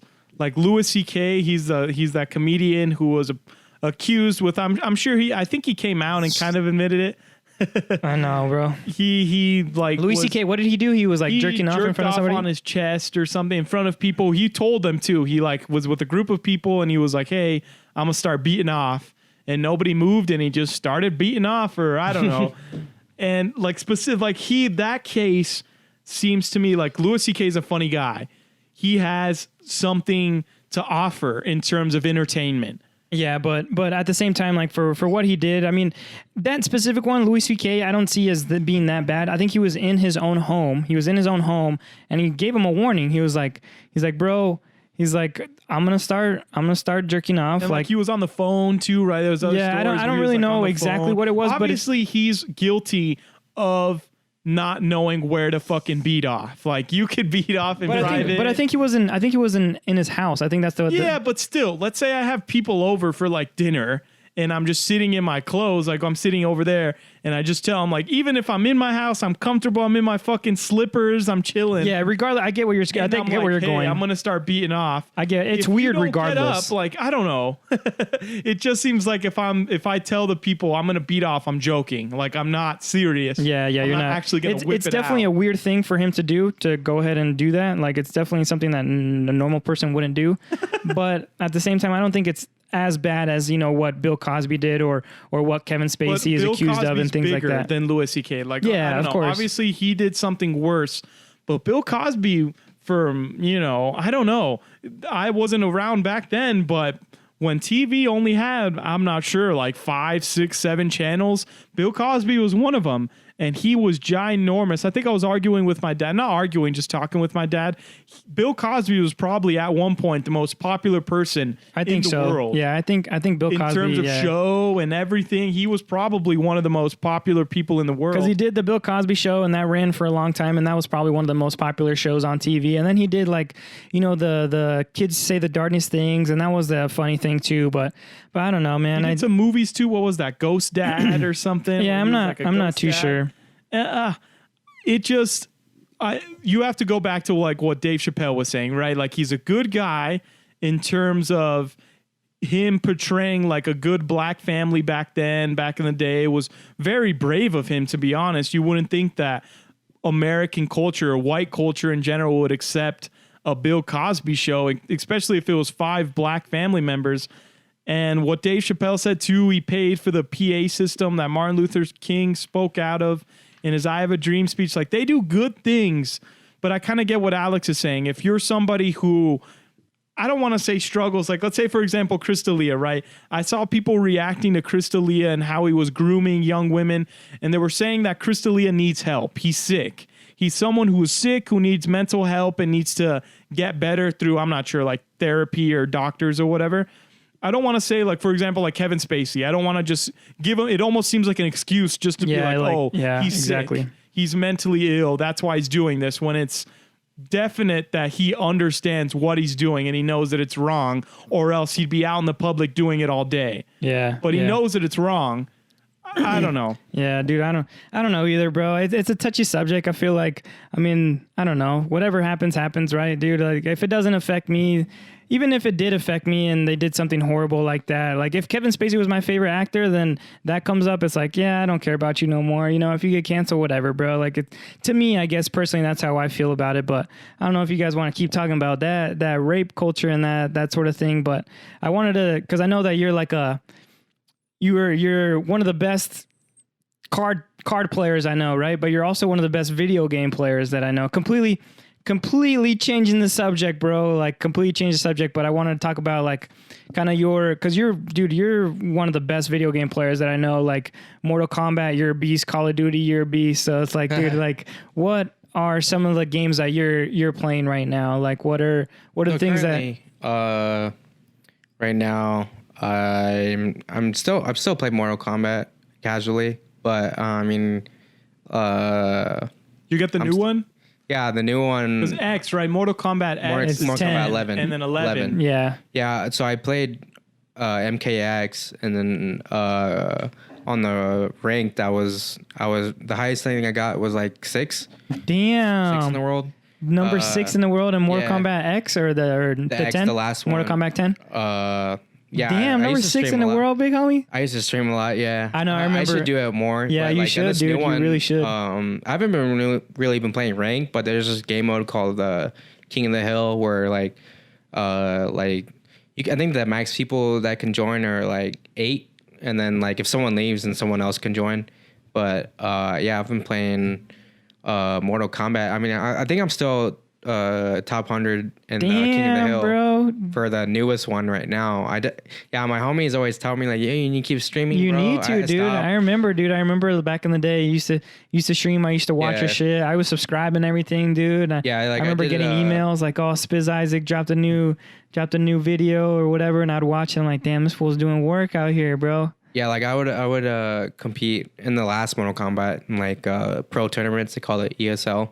Yeah. But the newest one, MK11, I just play casually, but I mean, I'm still in the top 100 just to show them I could do it. Yeah, I know, dude. I know you can, bro. I hate playing against you too. even I think my best player that I use, like the character that I use, is Kung Lao. So that's like the best player. And I remember playing you, and you just like used a random player, and you still whoop my ass. Like a player that you've never used before, and I'm here using my best guy, and you still whoop my ass. So the thing with that, with Mortal Kombat, like people usually think like, oh, Mortal Kombat, it's like an arcade game. You just mash buttons. Yeah, no, there's definitely a lot more to it. Yeah, there's definitely some technique like that. You got to get your combos down, of course. Yeah, your moves. Yeah, because each player has like a different set of moves. You know. So, you have to learn. Like, there's also frame data where like where you do like a certain combo or move, and like you have to learn the frame data, whether it's like. You have to like know whether it's like safe or not. Like if you do a certain combo that's like what they call mix up, it'll be like overhead or low. Like you have to block low or block high. Usually if you have like a mix up like that, the frame data will make that specific move like very unsafe. So like what they say in the Mortal Kombat community be like, you got to risk it for the biscuit. Yeah, right. So like if you mix them up and they guess right, then they can punish you for it. So like, yeah, they block everything correctly, then you're going to get punished. Yeah, then you're going to get messed up. Pretty much they're going to wreck your shit. Yeah. And then, you definitely got to know that. And then shout out Mark French. Shout out Mark French, dude. Yeah. My boy knows about it a lot more than me. He plays this new one a lot more than me. We probably played the last one about the same, but he's been traveling to Phoenix. Yeah, doing tournaments and stuff, right? doing pro competitive competitions and stuff like that. Like he went to Chicago for a tournament called CEO. And like all the pros are there. That's cool, like dude. That's sick, bro. But you should definitely pick that back up. I mean, dude, you're a beast, bro. Like every time I just like watching you play because you're good at it. You know, it's like watching like because I button mash. You know, I don't know the game. I button mash. Yeah, it's cool. Like because I'm the same thing. Like I really, I don't really know how to play that game that well. And it's like watching you could definitely tell the difference between me and you. It's like, dude, I play myself and then I watch you play and I'm like, damn, this fool is. Who's your character? Who's the guy that you would say you're the best? This new one, I mean, the old one that I used to do like pro competitions for, I played Kung Lao and Scorpion. And then this new one that came out, I play Scorpion and Raiden. Raiden's the one with the the straw hat, right? Thunder God, yeah. Yeah. And it's funny that you brought it up because before I came here, I was in the Xbox party with Dom. Really? Who was on this podcast earlier. Dom, I think, he was like episode 4. Yeah, he was saying, he's like, yeah, man, I thought I was the shit at Mortal Kombat, and his cousins actually plays a lot and is better than him. He's like, yeah, my cousin's been over here talking shit like he's good. And then when I played his cousin, I actually 10-0'd his ass. Damn. 10-0. Damn. Yeah. And I was like, he was talking all this shit. And I was like, does he play pro at all? And he's like, no, but he's good. And I was like, okay. Yeah, okay, bro. There's a difference. I mean, obviously, dude, it's like a sport. I mean, esports, right? It's a sport. So it's fun, like watching, professional basketball players, watching professional football players. And then it's also fun watching like people who are good at video games, like professional video gamers. Like it's sick to watch. That's why when Dom was calling me out, he's like, yo, my cousin said you ain't shit. He said you cap. And I was like, is he a pro or something? Is he playing? He's like, no, because I play with the pros before. Yeah, because you go and play. I used to play sets with the pros like first to 50 games, like all the time. Really? Yeah, back in the day. And then this new one that came out, I mean, like the only person that was like pretty much pro that I play with is Mark, but Mark's godlike in that game. Yeah, Mark's really good at Mortal Kombat. Oh yeah, he's a beast. Sure. Yeah. He'll whip my ass now in this game. But I get a couple games in, like I'm like a veteran. Like I know what Right. Yeah. You know what to do. Yeah. Yeah, right. I know what's good. And when Dom hit me up, he's like, yeah, dog, me and my cousin, we whoop your ass. So I 10-0'd his cousin, and then shit, I damn near 20-0 Dom. Yeah. Get that shit out of here, bro. Yeah, they were talking all kinds of shit, and I was like, they didn't know that I play with the pros that much. Yeah. I mean, you're a pro yourself. I mean, you top 100, dog. You top 100. Yeah, I just need to stream more. But the game that I've been playing mostly is the new Call of Duty. Warzone. Yeah, it's on the newest Call of Duty. Getting pretty decent at that. I haven't been playing with the any pro teams or like that. Just playing with the homies like casually. Yeah, right. Do you play? Are you're Xbox, right, or PS4, or you use PC?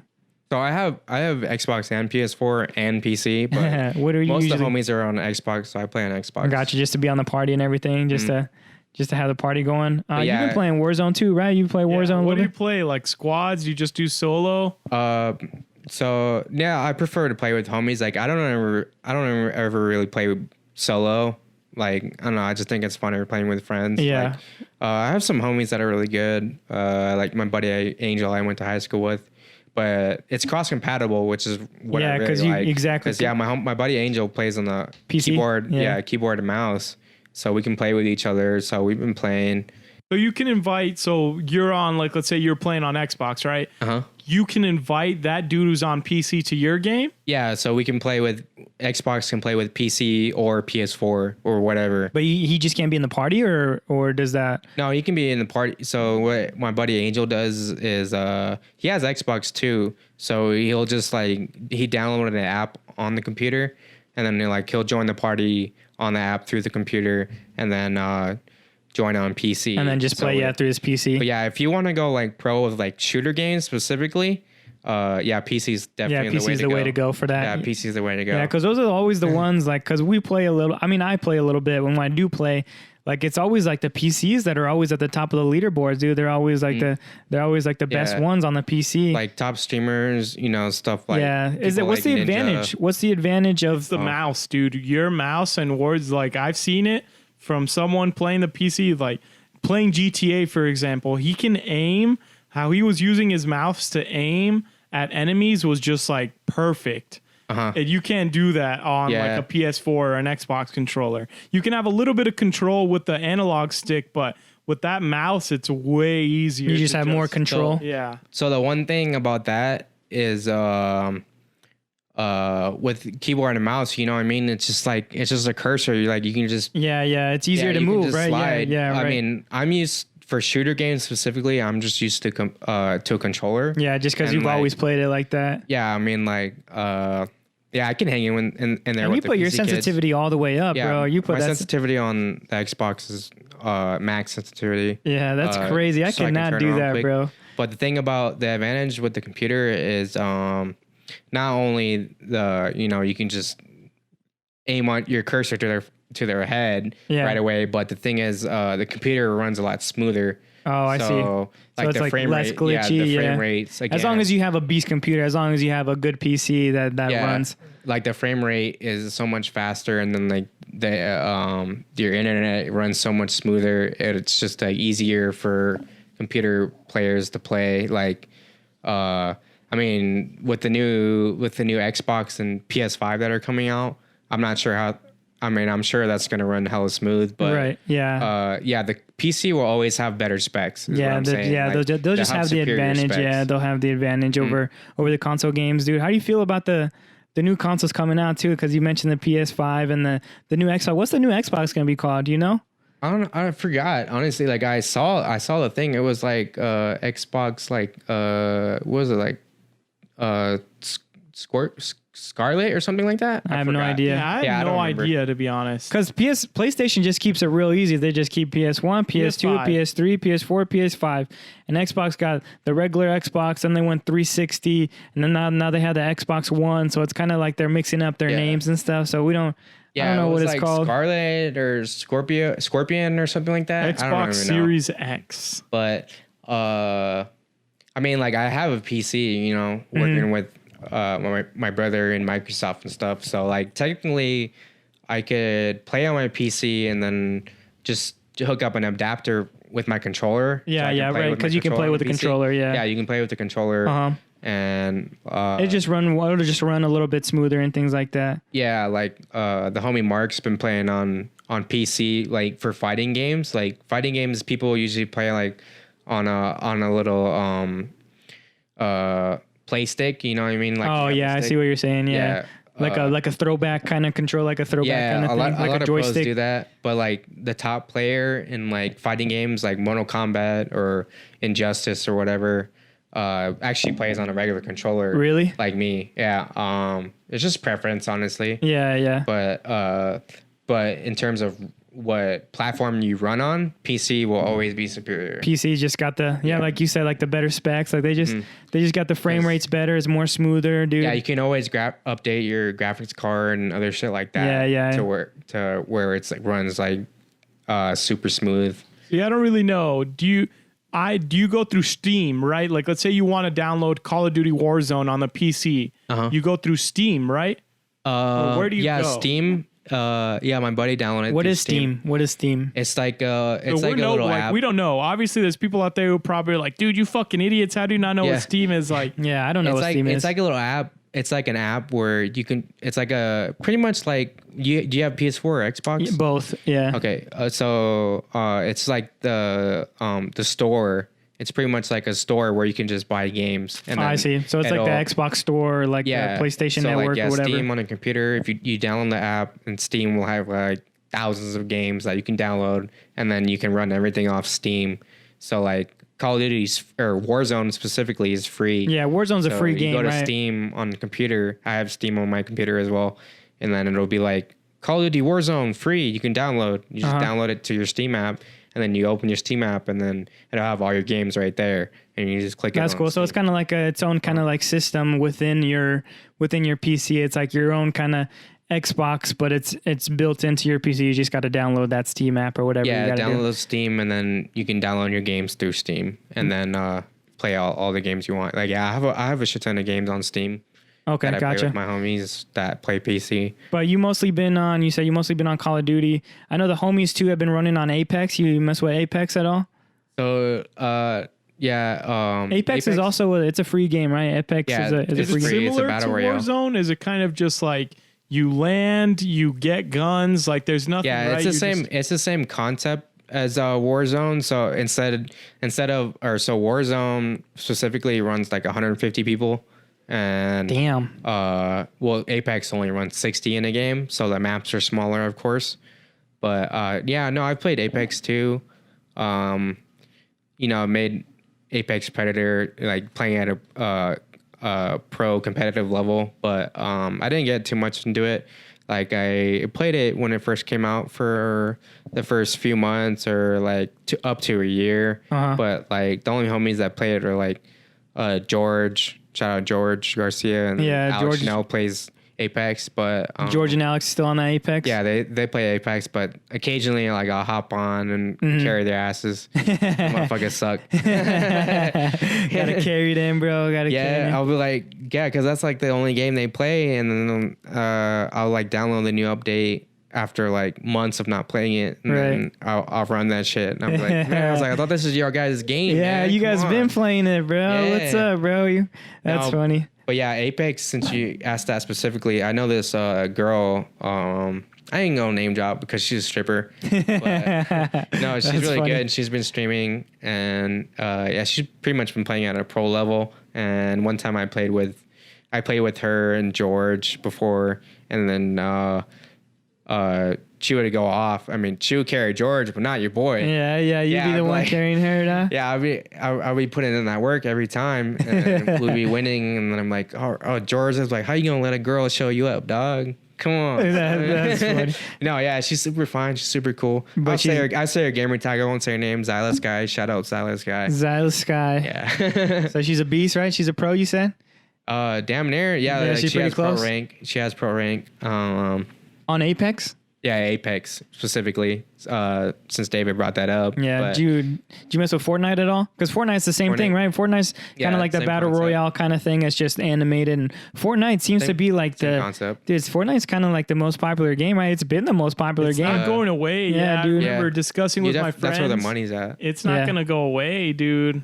But Yeah. like all my friends joke around about like, oh, that's a child's game. That's a child's game Yeah. because of the animation and kind of but that when sort it of first thing. came out, I played it a shit ton, and then shout out my boy Ethan Hawley. Shout out Ethan, bro. Yeah, Ethan. He was top 10 for most wins for a hot minute. Damn, bro. But I actually introduced him to the game. Like I showed him the ropes, and then he kept sticking with it, and then he ended up being top 10 in the world, which is crazy. Yeah, that is for crazy, Fortnite, bro. because Fortnite for I know, a 'cause- while was like Yeah, top number one. Exactly. game. I mean, I think Fortnite Yeah. might still be the number one game, dude. If it's Yeah. not, then it's damn near close. It's like top Might 5 be for sure. Warzone. Warzone. I just from me Warzone personally, probably, Yeah. it seems like that's what's more popping up.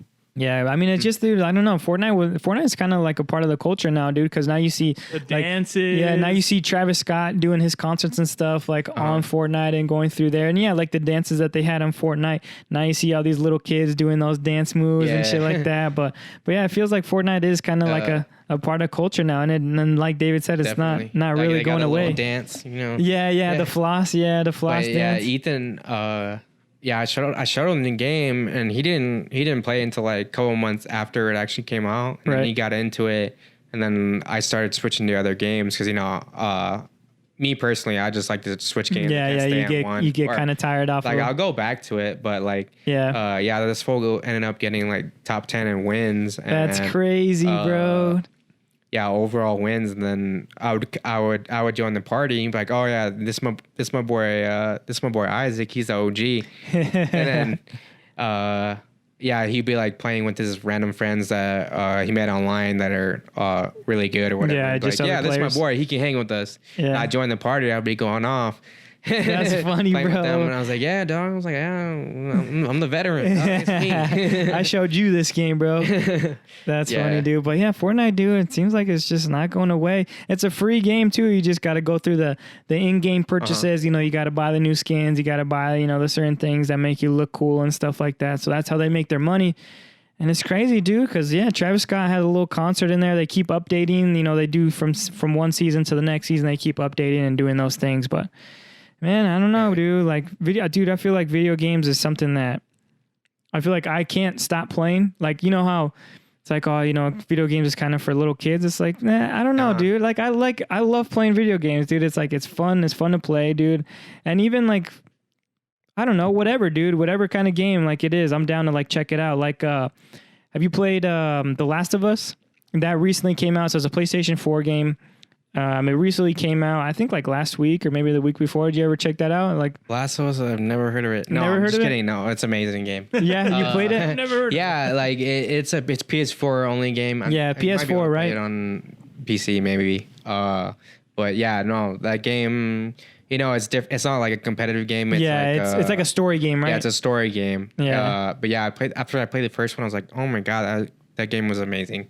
And I like those games. Like I don't only play competitive games. Like I like to play just a mixture of games. Because that movie's almost like that video game's almost like a movie too. Like it's kind of like you go through the scenes, the cut scenes. You're doing this and that, and it almost seems like you are like involved in a movie. Like you're also watching the scenes and you're making decisions. The way they directed the game, it was like pretty much a movie. Like they can make a movie easily. Like off of that game. If they made a movie right now and they based it off The Last of Us, I'm guaranteed that would break some. Oh yeah, dude, and I'm sure, dude. Like Resident Evil was the same way, right? Resident Evil, The Witcher 2, The Witcher, The Witcher, Netflix. It started was off number one as for a being minute. it started off as being a video game, and then it moves into somebody directs a movie or whatever for it. Yeah, like The Witcher, the actor. Did you Henry watch that? Cavill.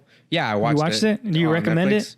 So yeah, I definitely recommend it. Because I've seen it, dude. I see it was pop up very- all the time. It was it's very blunt and gory, but it's definitely worth the watch if you're into like kind of like sci-fi stuff. Yeah, like I get what you're saying. Stuff like if you were into Game of Thrones, you probably like The Witcher as well. Yeah, dude. Game of Thrones is great. The thing I liked about that the Netflix series, it actually like It was going on like a little bit after the same time as The Mandalorian, and then like a few weeks that actually beat The Mandalorian for top views. Really? In But terms yeah. of like just all of the like TV Yeah, it shows, was, like, number one show. Because Mandalorian's on Disney Plus, and then Netflix. Witcher's on Netflix. So yeah, it was like number one for a couple of weeks, and it beat out Mandalorian for a couple of weeks. But the thing about like that, I liked about that a lot was the actor Henry Cavill, aka Superman. Oh, I see. Really, it's the same guy. Yeah, it's the same guy. He Damn, fought dude. for that role because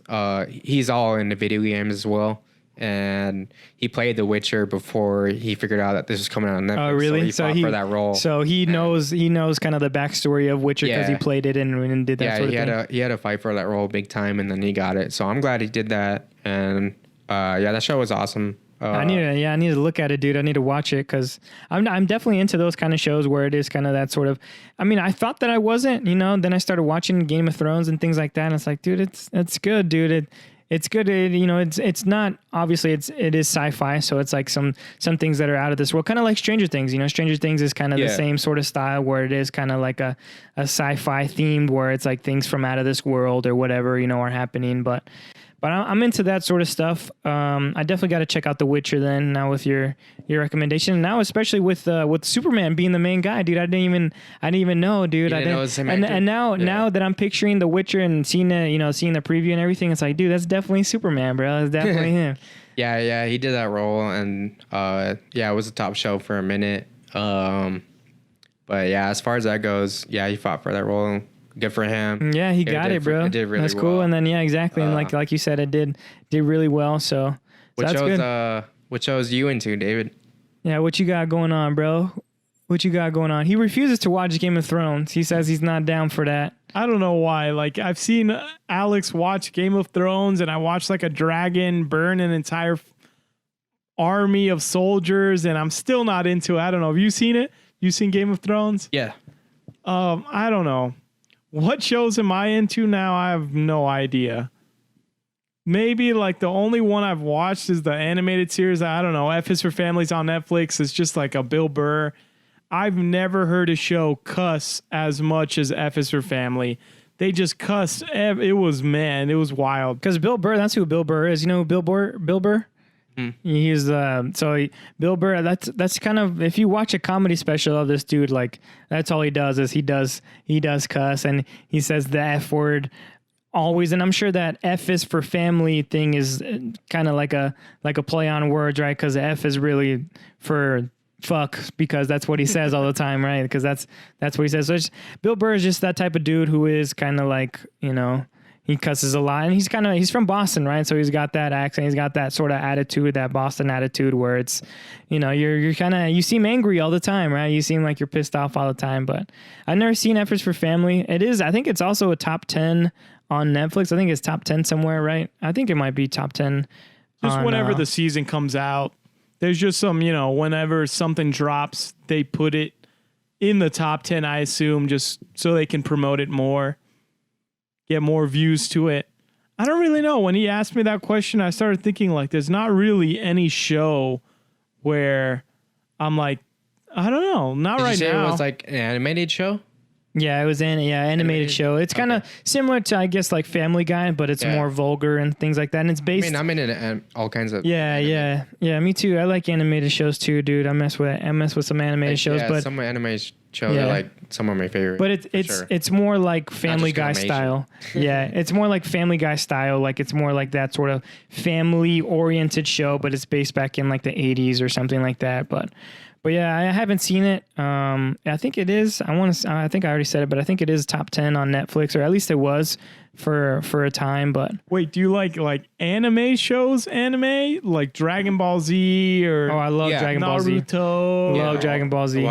But do you go like, so that's on, I guess like Naruto and Dragon Ball Z are kind of, they're obviously, I think, Japanese anime, but they're more, I guess, towards Americans, right? Like those are the more popular American anime shows. Are you into like, like anime Oh, they're shows? definitely bigger in Japan than they are in America. Yeah, I feel like I said, my sister's Japanese, and they pretty much like on the last episode of Dragon Ball Z or Naruto, when got broadcasted over there, it gets broadcasted over there first because they get their version first, and then we get our and then version later. We translate it. It was like a holiday when like the last episodes would come out. Really? Over there. Yeah, that's what she was saying. Like, so they take the day off. Yeah, they take the day off and the day off from school and work and things like that. Damn, dude, that's cool, bro. That's cool. Where like the whole country just tunes in and watches like the last episode of Dragon Ball Z or the last episode of Naruto, dude. That's cool. Do you think they get that big? Do you think the reason why they come to America is because that, like, for example, I guess Dragon Ball Z was that big in Japan that it just kind of spilled into America? Yeah, it kind of just spilled in like through our TV networks like Toonami, where people usually, like younger generations and stuff. But I mean, a lot of older generations are in it too. Like my brother's 41, about to be 42. He's all into that stuff too. Because I'm sure you grew up with that too. You grew up watching that sort of thing. Yeah, when he was growing up, late early 20s, late teens, that was definitely big for them. Yeah, that was the show. Brothers. I mean, we got Gohan right there, bro. Or at least my attempt to draw Gohan, I guess. But yeah, we got him right there. I mean, Dragon Ball Z is a great show, dude. Like it's one thing to kind of watch it when you're little. And then it's another thing to like watch it now that we're adults and we kind of understand it a little bit more. You know what I'm saying? Because when you're little, you're just in it for like the fight scenes or whatever. You don't really pay attention to the story. And then when you're a little bit older, because I watched Dragon Ball Z, like I can't remember how many seasons I got through. I should have finished it. I don't think I finished it all the way, but I got through like probably I don't know, like 5 seasons. I'm not sure, but I watched a lot of it now that I'm older. I think I watched it like 5 years ago. Like mainly when I was in college, and like now listening to the story and paying attention to it, it's like, dude, this show is good, bro. It's like legit, and like it has a legit story. It's like, you can learn a lot from it too, dude. Oh, definitely. You can learn a lot from it. So it is one thing to kind of watch it when you're little and not really understand much, and now you're watching it now as an adult, and you're like, damn, bro, they really did that and things like that. I mean, you and me, shit, we're damn near 30. Yeah, shit, bro. Watching as a little kid. Yeah, dude, I was watching. I was watching Dragon Ball Z in college, like during my passing periods. I was like, when I didn't have a class or whatever, like if I had an hour off, I'll just spend it watching Dragon Ball Z, dude. So yeah, and if any of my babies watching this, I ain't nerdy. I'm just cool. You know what I'm saying? Like, man, it's cool. Yeah. It's cool. It's a cool show, bro. You watched Naruto though too? Did you watch that at all? I watched the whole thing. I wanna get into that too, but I don't know, bro. You recommend that too? You recommend Naruto? So with Naruto, there's like a lot of filler episodes. So like that they just like threw away or whatever. Yeah, like filler episodes, it'd be like completely random, but like the regular story was definitely awesome, and I definitely recommend that. Who would win in a fight, Goku or Naruto? Goku kills him. Yeah, dude, it's got to be Goku, right? I don't think anyone's gonna be Goku. Yeah, man. And there's been a lot of comparisons. There's like Goku or Superman or Goku Iron Man type stuff. Yeah, Goku. It was like a flip book. Have you seen that video? Those flip books. It was like Superman versus Goku. And yeah, I think Goku at the end, like there's levels, right? Super Saiyan 1, Super Saiyan, and then he just went to like I can't remember. Blue. He just fucked up Superman. Just keeps training. So the thing with Goku is like because most of these superheroes and things like that, like Iron Man or like Superman, they're only taking care of like this world, like Earth, and Goku was taking care of the entire universe, dude. He'll go from planet to planet and take care of it and be the protector of everything. So I think that is why Goku beats all too. I've always had that in my head too, where I think Goku would take anybody on, bro, regardless of who it is. I think Goku is the man, bro. I think so too, dude. Just his attitude too, dude. The way that he trains, his attitude, bro. He just is, dude. He is the GOAT, bro. And then like anytime he like meets some new enemy or something, he's like, hey, we should have a sparring match, like with the Beerus. Yeah. He'll be like, let's just spar. Let's just spar. And then I think he beat his ass, right? I think Goku lost that one. But yeah, dude, I mean, we're coming up. I know you wanted to kind of run it around like 2 hours, right? We're at an hour 45 or hour 43 right now. I don't know if you wanna touch on anything else, or you wanna do the beer review. We can keep going, man. We can keep going. Yeah, I know you got an early shift tomorrow, right? Morning, but it's Monday. It's gonna be slow. You're gonna be slow, dude. You got an early shift, right? You get up at what time? What time are you up? I gotta go to 8, so I'll be up. Around like 6:30. Damn, boy. But it's all good. I mean, I know, dude. This Iraq's just got us just going, bro. That's the thing, dude. This Iraq, look at this thing, bro. I ain't Look trying at to this leave thing, until that bro. bottle's done, bro. Oh my god, man. So that's another pour for all of us. Yeah, dude. So if you have another topic, bring it up. I'm chilling. That's funny, dude. But I mean, we probably should kill it, huh, dude? I mean, you can't take this home, right? What's this gonna do to you, huh? Might as well. Yeah, right. I mean, I'm almost done with this. I'm about to pour another one. Damn, I didn't know this was France, bro. It's a French vodka, product of France. Made with vodka infused with apple and other natural flavors, imported, from France. 5 times distilled. What does that mean? Do you know what distilled means? Is that like how many times they like there's distilled water, right? And I don't think you're supposed to drink distilled water. Distilled water is like something that you put. I remember working with like golf carts, and you put distilled water in the batteries of the golf cart. And I don't know. I feel bad, bro. I feel bad just taking all this. I feel bad taking this whole vodka, bro, leaving you with the empty bottle, dog. That was my plan from the get, man. Damn, the Ciroc Boy Studios is real, bro. Ciroc Boy Studios, man. I mean, whoa, it says distilled water. I don't know why, just a random Google search. It says distilled water. It has distilled water is distilled, I guess. It's been boiled into vapor and condensed back into liquid in a separate container. So what? The question I have, you probably can fucking drink it. Question I have for you guys is what made you decide to do the whole beer testing thing on the podcast? What's up with that? I don't know, bro. I think it's cool. Yeah, I don't know. Just something to do, like kind of at the end of it, right? Just something to look forward to, kind of at the end, kind of like also just to kind of like finalize the podcast, just have to have something at the end, where we do, it's like, okay, this is the last thing that we're gonna do. We're gonna try this, just get a different beer every time and try the beer. I don't really know who came up with it, whether if it was me or you. We just were just like, I mean, David just recently turned 21, right? Yeah, just shout out a year ago, I guess. Yeah, dude. Yeah, hype. Yeah, dude, hype. I turned 21, I guess, before COVID sprung out. We went to Vegas. Yeah, we spent some time in Vegas. We went like bar hopping a little bit in downtown, but I guess I've seen a lot of people post on Facebook that they just turned 21 maybe like a month ago, a few weeks ago. And now you can't go out or anything like that. Like what we were talking about earlier, will it ever go back to normal? I know the normal. Like I know that we used to go to bars, for example, like tap rooms. I fucking love tap rooms, dude. I love just getting like a draft breweries beer. And stuff like that. You just drink up, dude. They sometimes have like games and TVs. Usually all you need is like a beer, and then you watch the NBA game or a college game or something, and that's enough. For sure. That's the wave. Yeah, it is, dude. It's cool. It's cool. And it just doesn't to drink, seem right? like, I don't know, like how long, like we were talking about earlier, maybe the only thing that can bring it back sort of to normal is like a vaccine that definitively can tell you, hey, like I can prevent you from getting coronavirus. But man, I guess I'm glad that I know the normal or everything. Like going to college, when we grew up going to college football games all the time, and we were completely unaware. Like you don't have no idea. You don't recognize the dangers, I guess. Now you know going to a concert. You went to concerts, I'm sure. You're up next to people. When Alex was telling me a story, he went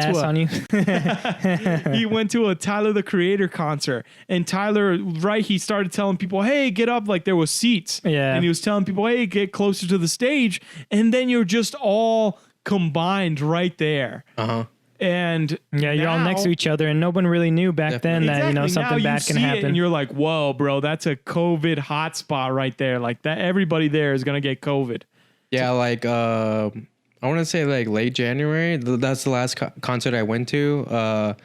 it wasn't like no hip hop hype. It was Eurasian, you know, like alternative. Yeah, stuff. it's like I don't want to say it's like hippie music, but it's kind of like it's got a specific word to it, dude. I don't know what it is. Like reggae, like it's like a reggae kind of band. Type vibe. Yeah. I like that vibe too. It was dude. it was a lot of people. You know, everyone's getting close. That was when in January, you said? Yeah, I want to say like late January, maybe like early February. Gotcha. Yeah, I mean it was a vibe. You know, I went with the homie Travis and Ethan, and then met up with some girls. Shout out Alexis Estrella. Shout out shout out Haley Sutliff. Yeah, we was chilling, vibing, but yeah, you know, like what David was saying, you know, everyone's all close and stuff like that. Yeah, it's like something you don't realize. Like back then, like you have no idea, right? Like back then, it's like it's whatever, dude. It's whatever. If you're rushing the field after a big college football game or whatever, you're all over each other, just celebrating, dude.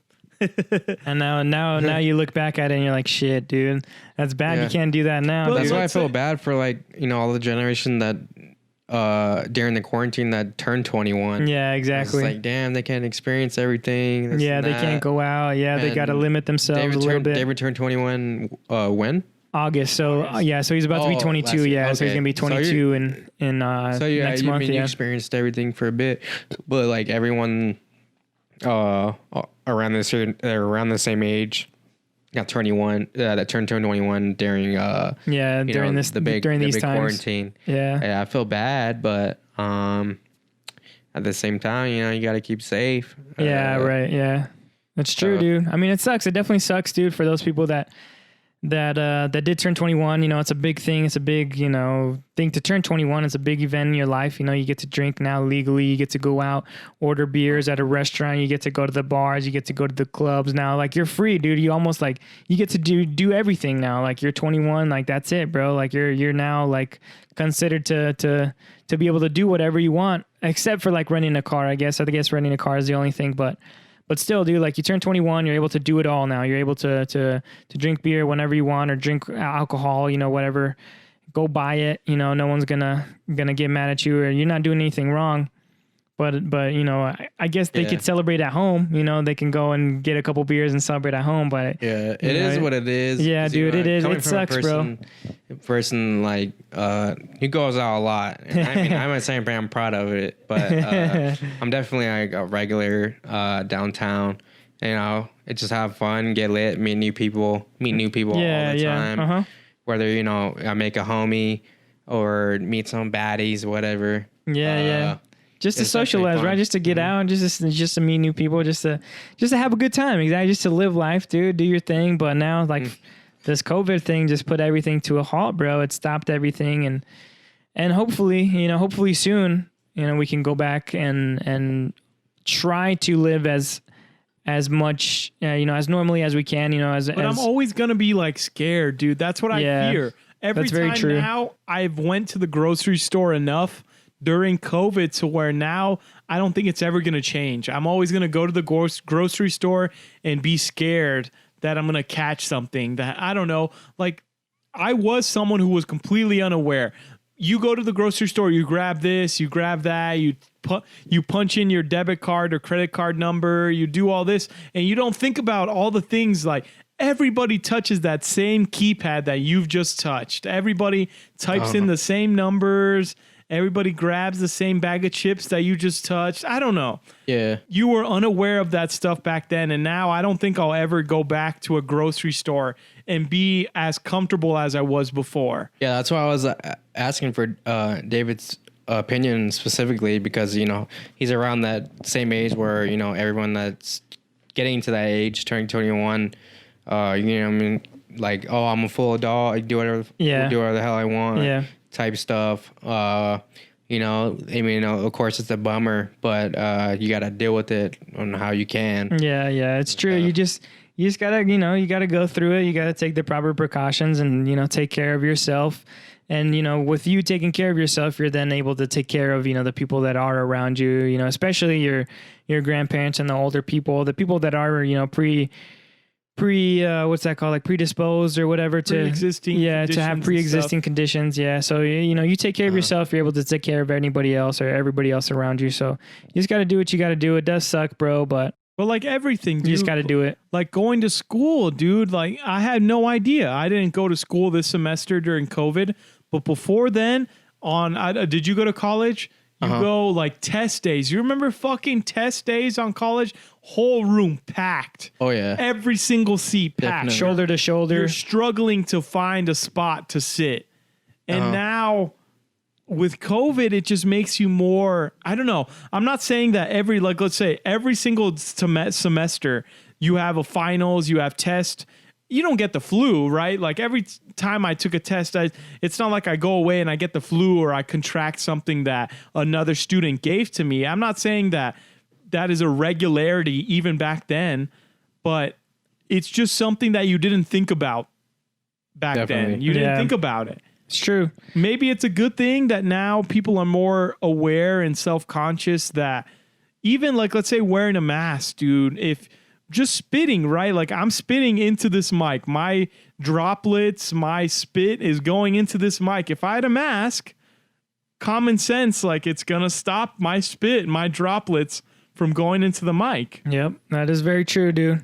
It's weird times, bro. It's times that most people haven't gone through. I mean, when's the last time that something like this has happened? It's been forever, right? So it's new times. It's new for everybody. Everybody's got to deal with it. Everybody's got to go through it and just do what you got to do. And hopefully soon, the numbers are able to go down a little bit at least, dude, because the numbers are still growing, man. That's the scary part. But hopefully soon the numbers are able to go down and we're able to go out more and do more things and just live life a little bit more, because this is kind of, putting a hold on concerts, on life. Sporting events, going to the restaurant, even talking to like a server or something or a bartender. Now, I'm sure bartenders are more aware, like, okay, I'm not going to speak to somebody face to face. I'm going to social distance and I'm going to be 6 feet separate from them. Or a server is going to be more like, okay, I don't know how they used to act. I can't really remember, but they're more like they come to your table, they tell you all this stuff. Maybe it's going to become more automated, like Applebee's. I remember I went to Applebee's and they have like no, it was Chili's. I'm sure Applebee's has fucking something the same thing.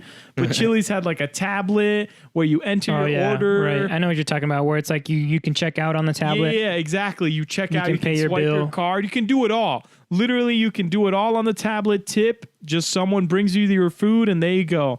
You don't even have to talk to the server. You can just enter everything in the tablet. Maybe restaurants are going to become more, I guess, in tune with that kind of stuff. And I don't know. I'm not sure, like, what I always think, like, for example, we were watching the cornhole championships. You know that stupid shit? That's the only Cornhole's thing fun, dude. I love playing cornhole. Yeah, cornhole is fun to watch. It's not fun to play, in my opinion. I love playing cornhole, dude. I love playing it. You boy were tossing them. I know, dude. I remember. Hard, yeah, dude. I love playing cornhole. Make it look so good. They make it look so easy. But you watch that shit, and I don't know. I don't even know what I was gonna say.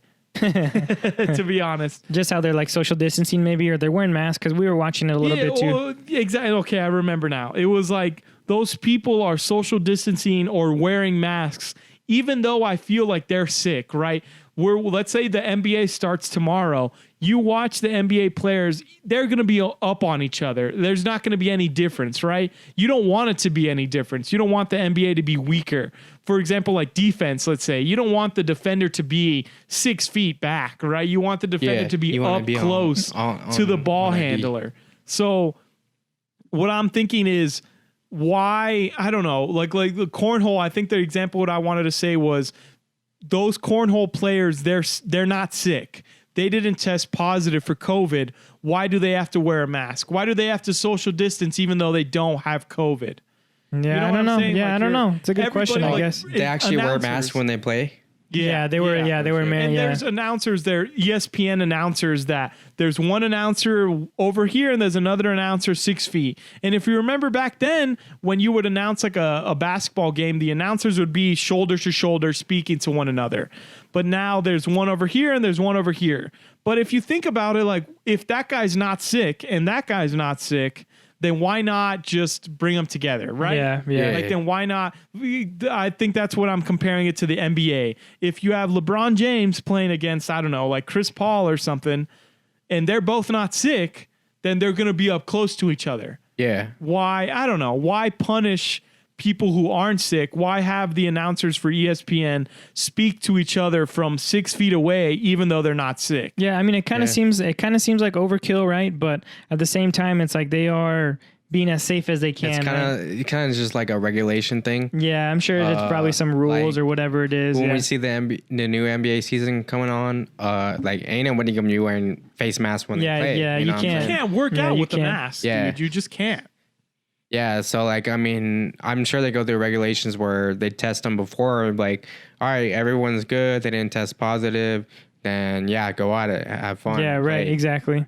Yeah, Go at your 100%. I think they're wearing like rings or something, right? They're wearing like these sort of rings that are able to tell whether you have COVID or you have at least the symptoms for COVID or whatever. I think Deontay was talking about it a little bit where, each NBA player is given a specific ring that is able to tell, if you have the symptoms for it or not or whatever, but hopefully it does happen, dude. I do want to see sports, but, as long as everybody's being safe, which it seems like they are, I mean, they have the money to be able to play they it have safe. millions of dollars to fund the thing, so I'm sure they'll take precautions. Yeah, before. they have plenty of money. They're a huge organization, so it's like they better take the precautions. And I just think though, like, but if like I guess maybe just this podcast, I keep asking, will it ever go back to normal? Like, sporting events, will NFL games, they start letting in people? Will that? I don't know. Maybe we've already said it. If a coronavirus vaccine comes out and everybody gets it, then shoot, go to the games. What's the problem? The flu. Yeah. The flu's been around, and we weren't stupid. We're not dumb. We know that it can spread probably the same way coronavirus can spread. And we're still going to NFL games. We're still going to college games. We're still going to concerts and stuff, even though we know the flu can make you sick. But I don't know. I just couldn't, like, how long though, right? How long is it until the NFL teams are like, okay, now we can have fans over. Now we can bring everyone over. Yeah, that's like what you're saying. In NFL, the organizations can continue without fans forever, right? And still make a profit, right? And still make big money. So, but when there's like, I don't know, is it going to be like a state thing? You know how we're doing like this state's open, this state's not open. Is it going to be like this NFL team is now letting in fans while this NFL team isn't? I don't know. I would think that maybe just because the NFL is an organization, it is like a business. So I think that they might just do like an encompassing rule. Yeah. I don't know. I guess it does depend on each state, Like right? the NBA, because right? they can't play in a state that's closed. Like they can't do that. Yeah. They can't just like That's bypass $1 the million rules. question. Yeah, it is, dude. When is everything? So like, until they find like a vaccine or a cure for the virus, I don't think it's going to go back to normal. But at the same time, like when a vaccine or cure comes out, I don't mean to sound like greedy or nothing, but like I ain't gonna be the first motherfucker to try that shit. Like someone else can be the guinea pig. Like I'll give it a couple months. Yeah, I'll give exactly. it, like my I was brother. about to say that. I was like the anti-vaxxers, especially in America, who are worried about what they think their children are being injected with.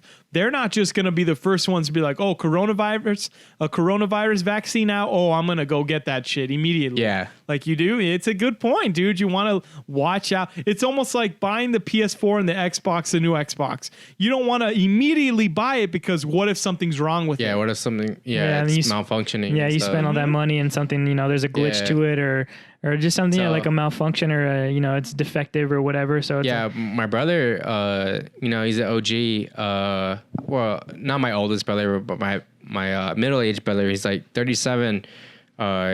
He was in the Air Force, and he was the one that was stationed in Japan for like 6-7 years. They were giving him like the wrong medications for like a couple years. Wow. And he actually had to pretty much sue them for that, and they gave him a lot of money for that every year. And I was telling him about that, and he's like when people get a vaccine or cure, he's like, people that are in need of it are gonna take it right away because they don't have a choice. Yeah, because they have to, right? They have to do it. yeah, I mean, like he's like, fuck that shit, man. I'm gonna give it like 8 months. See what Before the I deal take is. that shit, because someone else can be the guinea pig type shit for that. And I understand where he's coming from, but Exactly, dude, like, yeah. because like what if a vaccine comes out or a cure and someone takes it, and then like you need to give it some time to see if like there's no irregularities, Yeah. to where like your health doesn't get affected by taking that vaccine. It's very true, But- dude. Yeah, everything comes with a balance. Like That's my very mom true. has, she had like she didn't have cancer. But Like, she it's had like pre-cancer. Yeah, it's like a She stage had like right a before tumor cancer. or something. And they gave her these pills so the cancer couldn't spread, or the pre-cancer, or it wouldn't turn into full-blown cancer. She takes those pills that are supposed to help her with not developing cancer, but she fucked up her kidney. Yeah, so like that pill that she's taking for the It's pre-cancer messing up her kidney. is messing up another part of her body, which could go, with the And that's kinda like vaccine what or you're that. saying is, if you take this coronavirus vaccine, it may prevent you from contracting coronavirus, but it fucks with your, I don't know, Your immune liver or system. something, Yeah. yeah, it And messes it with makes you in another more, I way. don't know, susceptible to another disease. Yeah, because like exactly what you just said. Like this one girl that I know on the internet, she was like sick with cancer or something, and then they gave her a vaccine, and then it fucked her up for life, where and she couldn't walk normally, or else it'd be like all unbalanced and Yeah, everything. yeah, like the something- the only way that she could walk normally was like if they noticed that like they were doing tests, and then like the only way that she would walk normally was if she walked backwards. So Wow, like, yeah, that's so she would be like crazy. all fucked up and dysfunctional walking forward. Yeah, but if she walked like backwards down the stairs or a sidewalk, she'd be completely normal. But as soon as she's walking forward or something like that, she would be all fucked up. That's so strange, So, dude. And yeah, it- she took a vaccine that fucked her up, And that's made what her it Do you was. that think way. that Yeah. vaccine, though, would it give that same effect to everybody? Do you think it's just that case to I don't that know. woman? I mean, Yeah, maybe just that saying? case. Definitely. it could happen though, right? you I said mean, it that, could happen to like, anybody. Yeah, right? people. You don't know. Everyone's different. Like their bodies will be different. So I figured that the vaccine will affect people individually different in every way, and there's no way for sure to tell if you're like completely susceptible for that certain vaccine when it comes out. So Seems like that's what Joe Rogan is. He's been taking a lot of slack because he was telling Bill Burr wearing masks is for bitches. Kind of like But- what Travis was saying. Yeah, but he's an EMT, I guess, like Joe Rogan. The difference between Travis and like Joe Rogan is Travis has experience. He's actually an EMT. And for him personally, like, I think that he may not like the fact that he has to wear a mask because he's working with a mask on, and it's probably better for him to just I don't know. I have no idea. But like, what I'm thinking is like Joe Rogan's argument is that they're punishing healthy people. Like us, for example, we don't have COVID, Yeah. right? I'm assuming we don't have COVID. I have no idea. Hopefully I've never not. taken a fucking Yeah, test. hopefully not. But I'm assuming we don't have COVID. Yet we're being punished and we're not allowed to go to a bar. We're not allowed to go to a restaurant because the spread of COVID, the potential spread of COVID going everywhere. It makes sense, right? Like we're young, but like you were saying, we hang out with our grandparents every once in a while, or uncles, or old people, or just in general, not even old people, just people who are susceptible to dying because of the disease. They have asthma, they have diabetes, they're obese, or whatever the case may be. I don't know. I understand what Joe Rogan is saying is that they're punishing healthy people from, let's say, going to an NBA game, going to an NFL game, going to a baseball game. Why can't we go if we're not contagious or if we're not infected or anything? Or even like, I guess like school. I was thinking when we were talking about school, like, how is that going to go back to normal? I'm glad I'm not in fucking elementary school right now, because imagine going back to school in August and September. How is that all going to be? Is Yeah, it's every gonna be student very going to have a strange. mask? Is the teacher going to have a mask? Is every student, like, let's say you go to recess, you come in, someone disinfects everything? I don't know, right? Like, it seems like the precautions, like you were saying in the casino, they're taking these certain precautions in order to prevent the spread of COVID, will they take any of these precautions in school? Which it seems like they should be more worried about it spreading in school than in the casino, right? Like you should be worried about your kid coming home with that's COVID very true. than going to the casino or something like that. Yeah. I mean, it's going to be very strange. I don't know how they're planning on doing it. I'm sure they're definitely planning something out, right? They're the school districts, they got to have some sort of plan. The teachers are the one-on-ones. The teachers are the people who go around the classroom and talk and discuss. I'm thinking just elementary school wise. If you're an elementary school teacher, those students, they don't go from class to class, right? They don't go to history class and then there's a 15-minute period and then you go to math class. Yeah, because they stay in the same class the whole time. You stay in the same room, which I would say there are more elementary school students in general than like compared to college or high school or something, right? You would imagine there's more, but I don't know. I would assume children in general have the strongest immune system. Right? Yep. They're the ones who are like, the argument is that the flu has always been around. Kids die. I don't know how many kids, I don't have a specific number, but there are definitely kids who get the flu and die from it, right? Like there are those small amounts of kids who contract the flu from a classmate or a student or whatever. Yeah, just anything really. And they get it and they die or whatever the case may be. Or they get the flu, they give it to their grandparents contract the disease and they pass away or something, right? I don't know. That fear has always been there.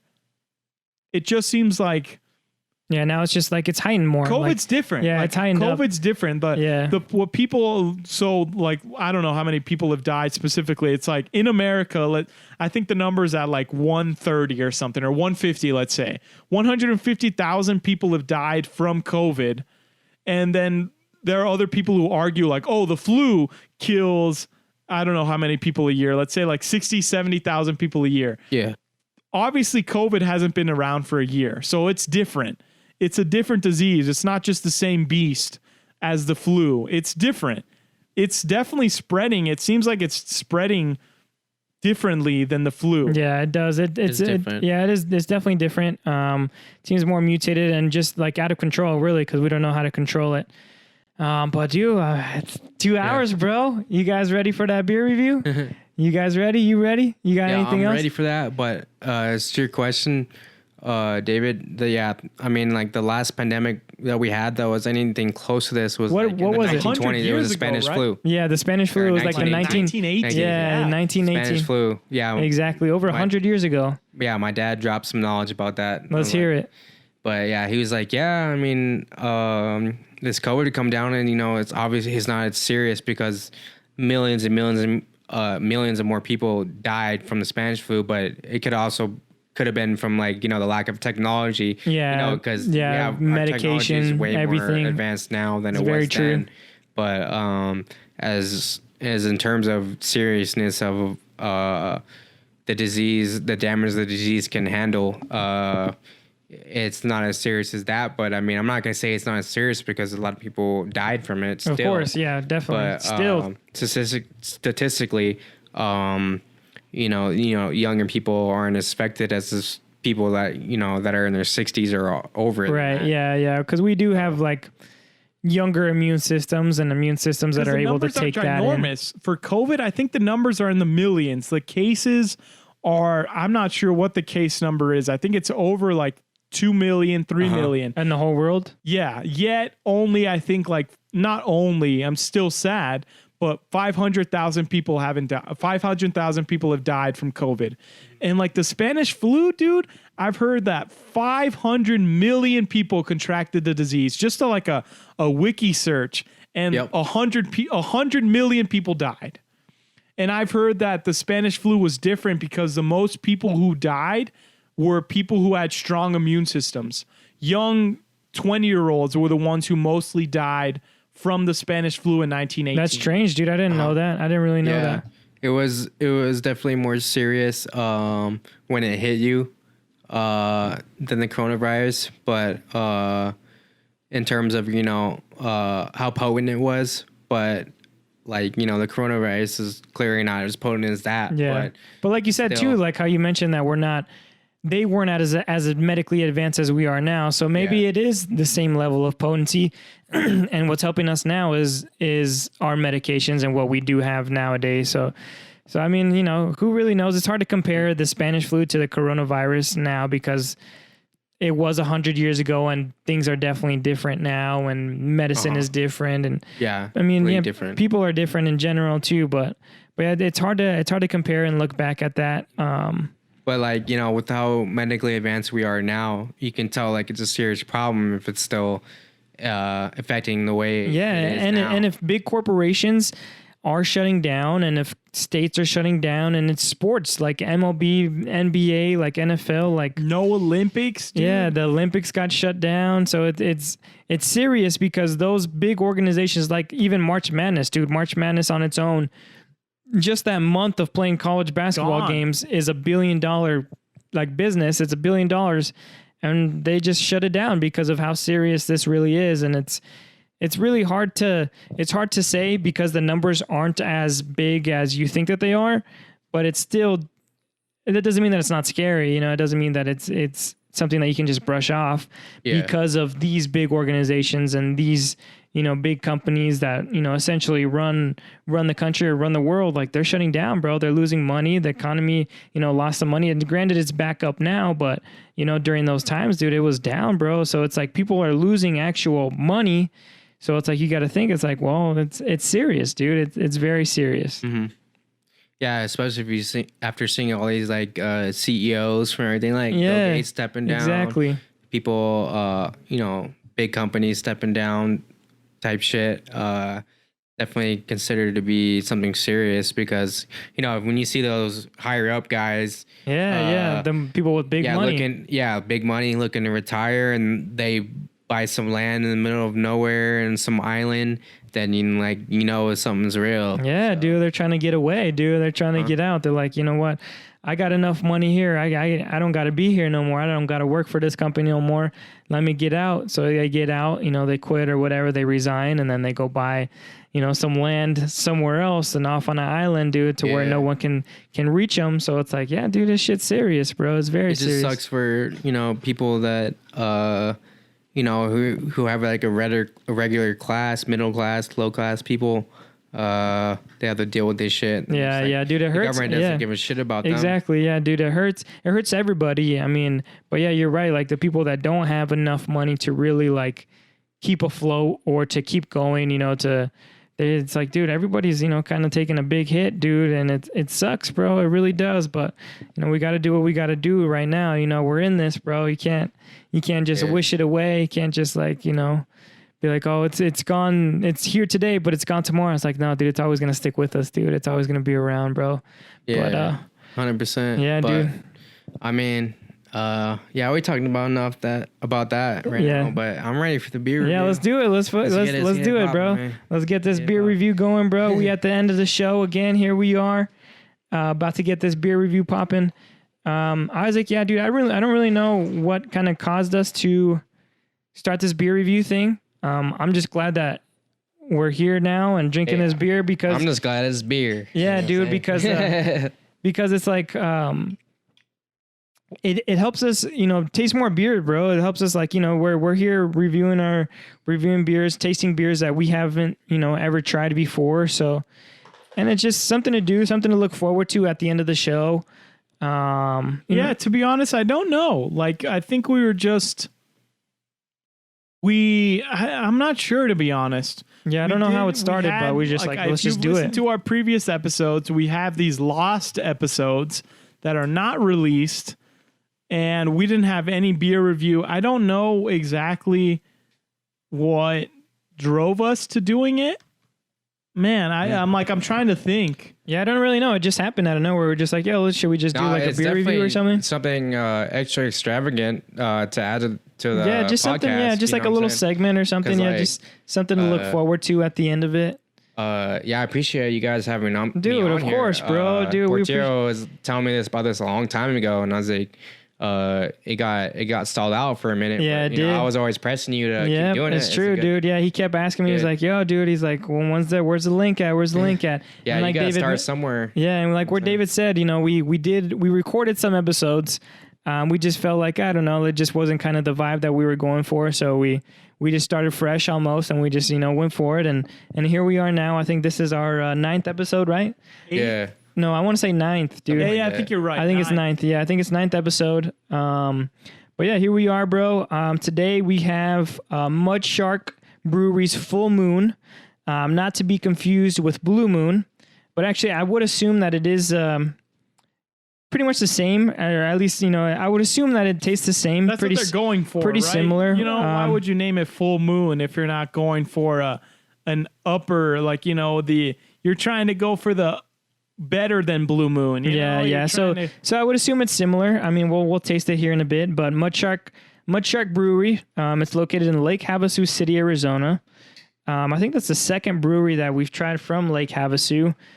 This beer, I think, is actually the strongest beer that we've had.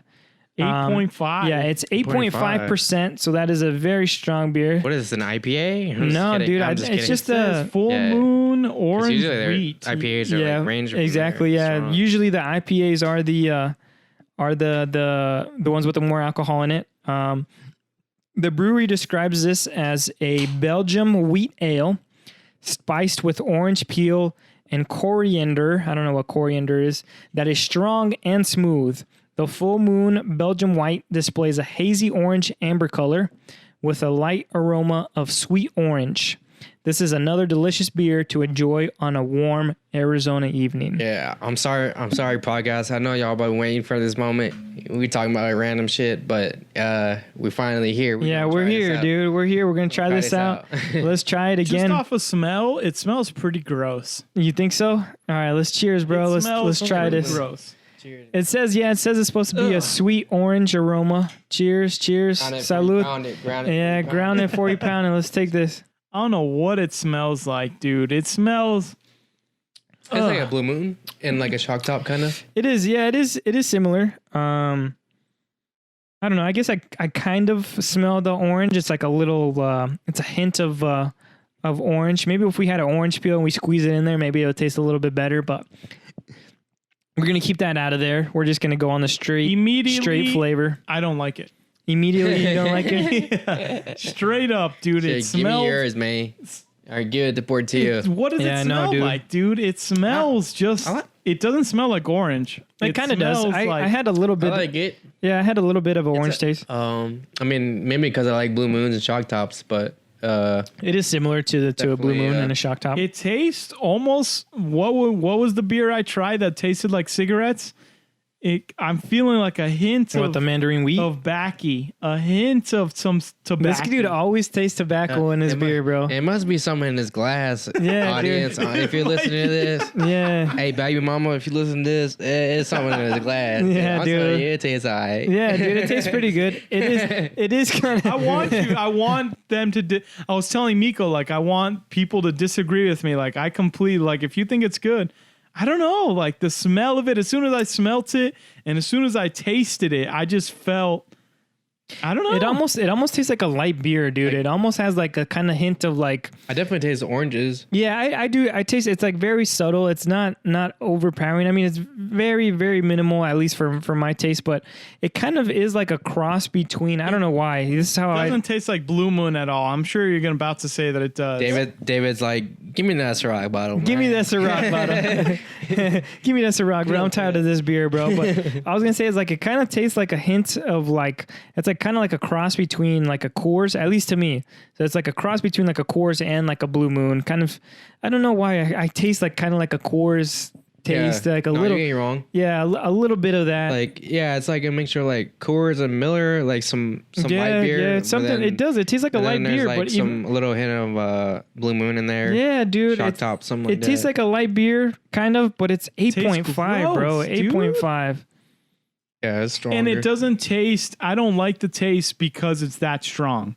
I don't like the taste. I don't really even taste the strongness. I don't even taste like it being strong. I don't taste like it's like a hard alcohol where you're struggling to take it down, you know? Yeah, it even looks like a light beer too, dude. You're looking at it, it's like not dark at all. It kind of looks like a lighter beer there, but I mean, it's not like I would get it, but it's not bad either, dude. I mean, it's not a bad beer.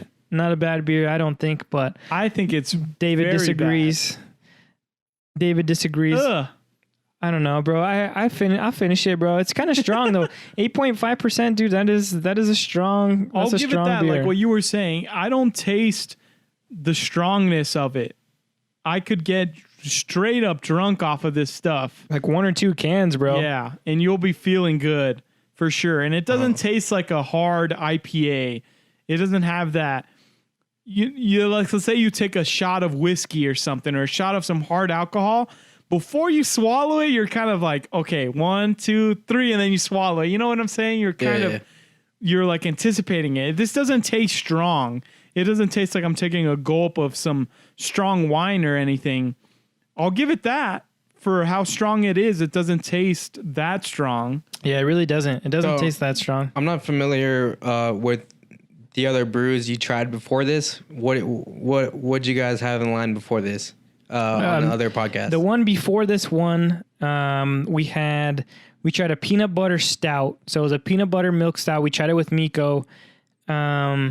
Yeah, and David probably hated that shit. Yeah, he did. I actually kind of liked it, blame you. dude. I think I did Yeah, agree. it was Peanut butter stout stuff. Yeah, it was a different beer, that's for sure. It tasted almost like we kept coming back to it. It tasted like, one of those like chocolate wafers, like the kind of like the Little Debbie kind of thing, like a chocolate wafer. That's what it tasted like. It had zero hint of beer. Like it didn't taste like beer at all. It just tasted like something sweet, and even that brewery who made that peanut butter stout, I think it was Belching Beaver, they said that that beer goes well with like a scoop of ice cream. So it's like, I don't really know. And what was before that? Before that one, who was the guest before Miko? Deontay. What did we drink with Deontay? Deontay, it was like a pale ale. It was something that was like a pale ale. It wasn't an IPA, but it was similar to IPA. It tasted like IPA. Oh, it was the Papago, right? It was the Papago I think was Julian.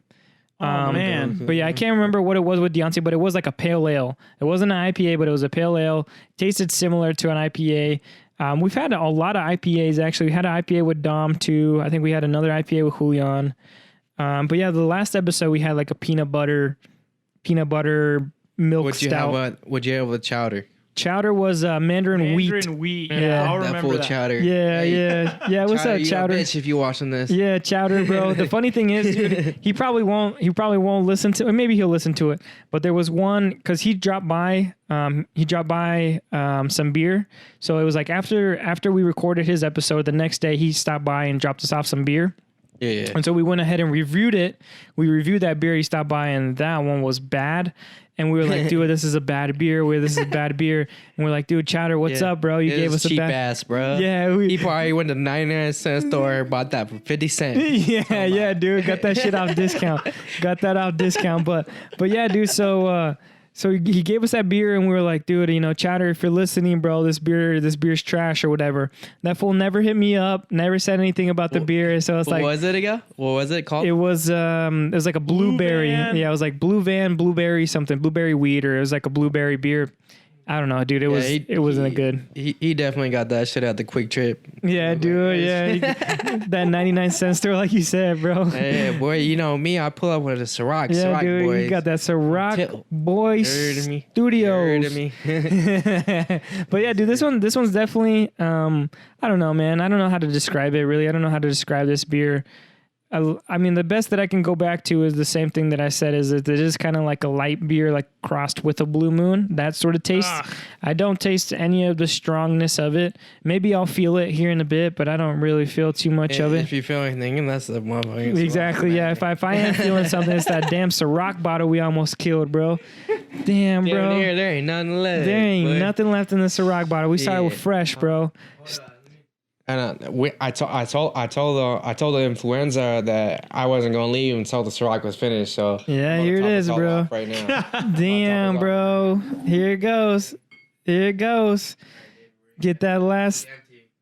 There it is, dude. The Ciroc bottle is gone. Got right there. Yeah, I know. Smells like fucking Jolly Rancher green apple, dude. Yeah, dude. That Ciroc is good, bro. That Ciroc is good shit right there. That's good stuff. But going back to this beer, it's like, dude, the look of it, it doesn't look like a heavy beer. It looks like a light beer, bro. Yours looks different from mine, dude. Like, what do you mean? Look at the color. I mean, yours is, I guess, a little bit darker, but Maybe mine's it's a the little bit more. backwash, bro. Mine's a little bit more foamy than yours, yeah, dude. But I don't know, bro. I don't mind this beer. I think it's all right. I guess a decent beer, right? It's not horrible. I've been to plenty of breweries, you know, throughout my fucking lifetime. But yeah, I mean, it's not bad. It's not bad, dude. It's pretty bad. Contrary to what David says, yeah, it's all right. I definitely had worse, is what I'm saying. Yeah, definitely. That's for sure. Because I'm more of a light beer person. Yeah, you roll with the Dos Equis, right? You more Dos Equis, Corona. I'll prefer Dos Equis Corona. But if you're a dark fan or a dark beer fan, yeah, you definitely probably wouldn't like this. Yeah. That is true because it is. I don't know what it is, dude. It does kind of taste like it's like a light beer, but it's definitely not a light beer, bro. It's not a light beer. 8.5 is a heavy number. I think it's actually the strongest beer that we've had. I think And it doesn't taste like it. Yeah, and it doesn't taste like it. Yeah, it doesn't. That's what I'll give it. I mean, that's the best part about it. I mean, even if you don't like the taste, you get faded off. Yeah, you will. Yeah, that's for damn sure. But we can go right into the. I'll right into the ratings. I don't know. Overall, I don't like it at all. It tastes and smells just funky, bro. Hell yeah. Overall, I don't even know what kind of beer it is. It says it's an orange wheat. Yeah, so like a Belgian wheat. Where yeah, did you pick Belgian this wheat. up from? Fries? Yeah, I think it was fries. Yeah, I want to say it was fries. Should have went Total Wine. I know. Got some Thai beer. You still got some Thai beer. All right, deal. Let's do it, bro. That's a good idea. Yeah, but like, I mean, I tried like all that shit already, but I'm glad you got this one. I never tried it before. Full Moon, you know, I tried Blue Moon, I tried Shock Top, but yeah, in terms of anything that has to do with the orange, I never tried Full Moon. So. Yeah, the Full Moon, and it's a local. It's an Arizona beer. So, you know, support your local drug dealers, dude. You know, whenever you can, try to support them. Overall, I'll give it, dude, I don't know, like a 4. Damn. For your local drug dealers, chatter, I see you, motherfucking daddy over here slinging that shit. Yeah, slinging that shit, I'm just kidding. I don't mean name drop. I've been name dropping all damn night. You fucking man. But I think, yeah, dude, on a scale of 1 to 10, bro. Man, it's a tough one because I feel like I want to give it a 6, bro. I'll give it a 6, bro. I'm gonna give it a 6. It was good. It was a decent beer. I think so, at least. Definitely not according to David over here, but I think it was a decent beer. So before David tortures this shit, I'm gonna go ahead and say.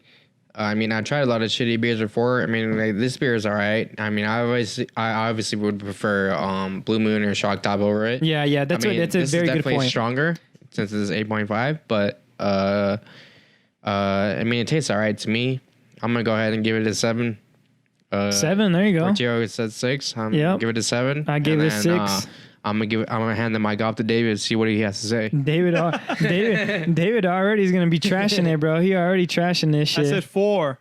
He's trashing it, bro. I thought he was gonna give it like a 2 or 3. Yeah. But all right, 4. That's generous. 4. Okay, yeah. According to this guy, it is generous. But I mean, dude, like you said, dude, I would take a Blue Moon or a Shock Top over this. That's for damn sure. But it's not a bad beer. I mean, I don't know. I kind of taste the orange and then a little bit, but I don't know. It's not too bad, bro.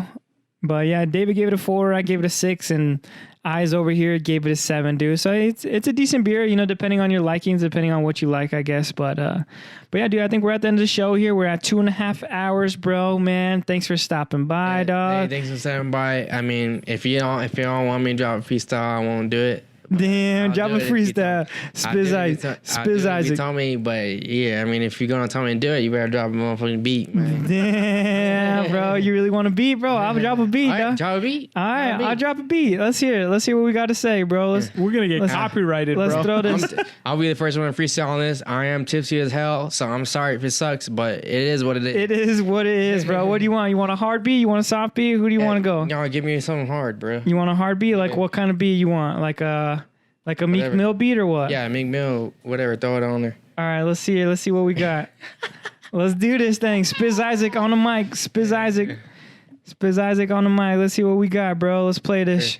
I gotta exit correctly. No, we don't own this music. All Yeah, it's all good. Nothing's gonna happen. Rock boys, you already know what the fuck going on. Yeah, it's the Rock Boy Studios. Let's hear this beat. I have no fear whatsoever of anybody or anything. Oh, no, it's a Meek Mill type Of beat. anybody or anything. I never heard that shit.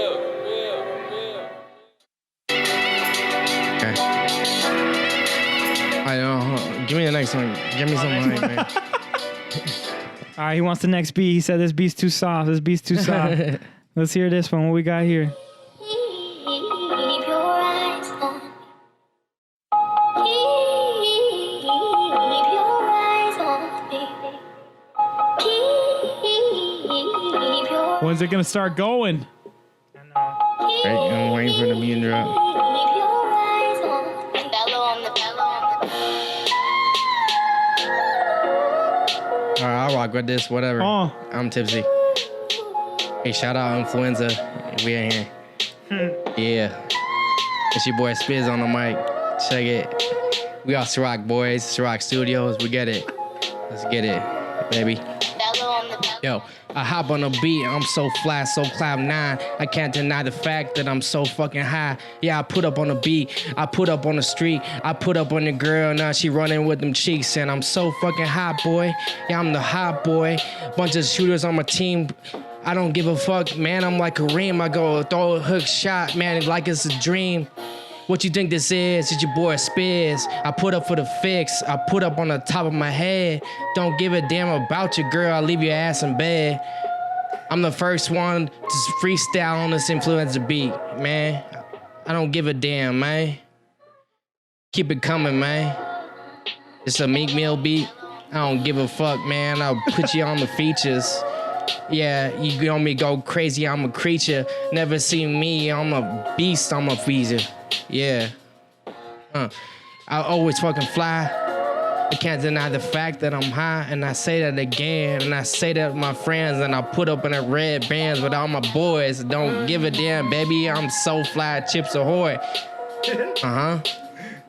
And that's why I think I'm the most hot in the place, and your block ain't hot, man. It's safe.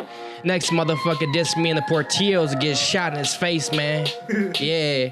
That's why I don't think I'm the most hot in the place, man. Yeah. Just going.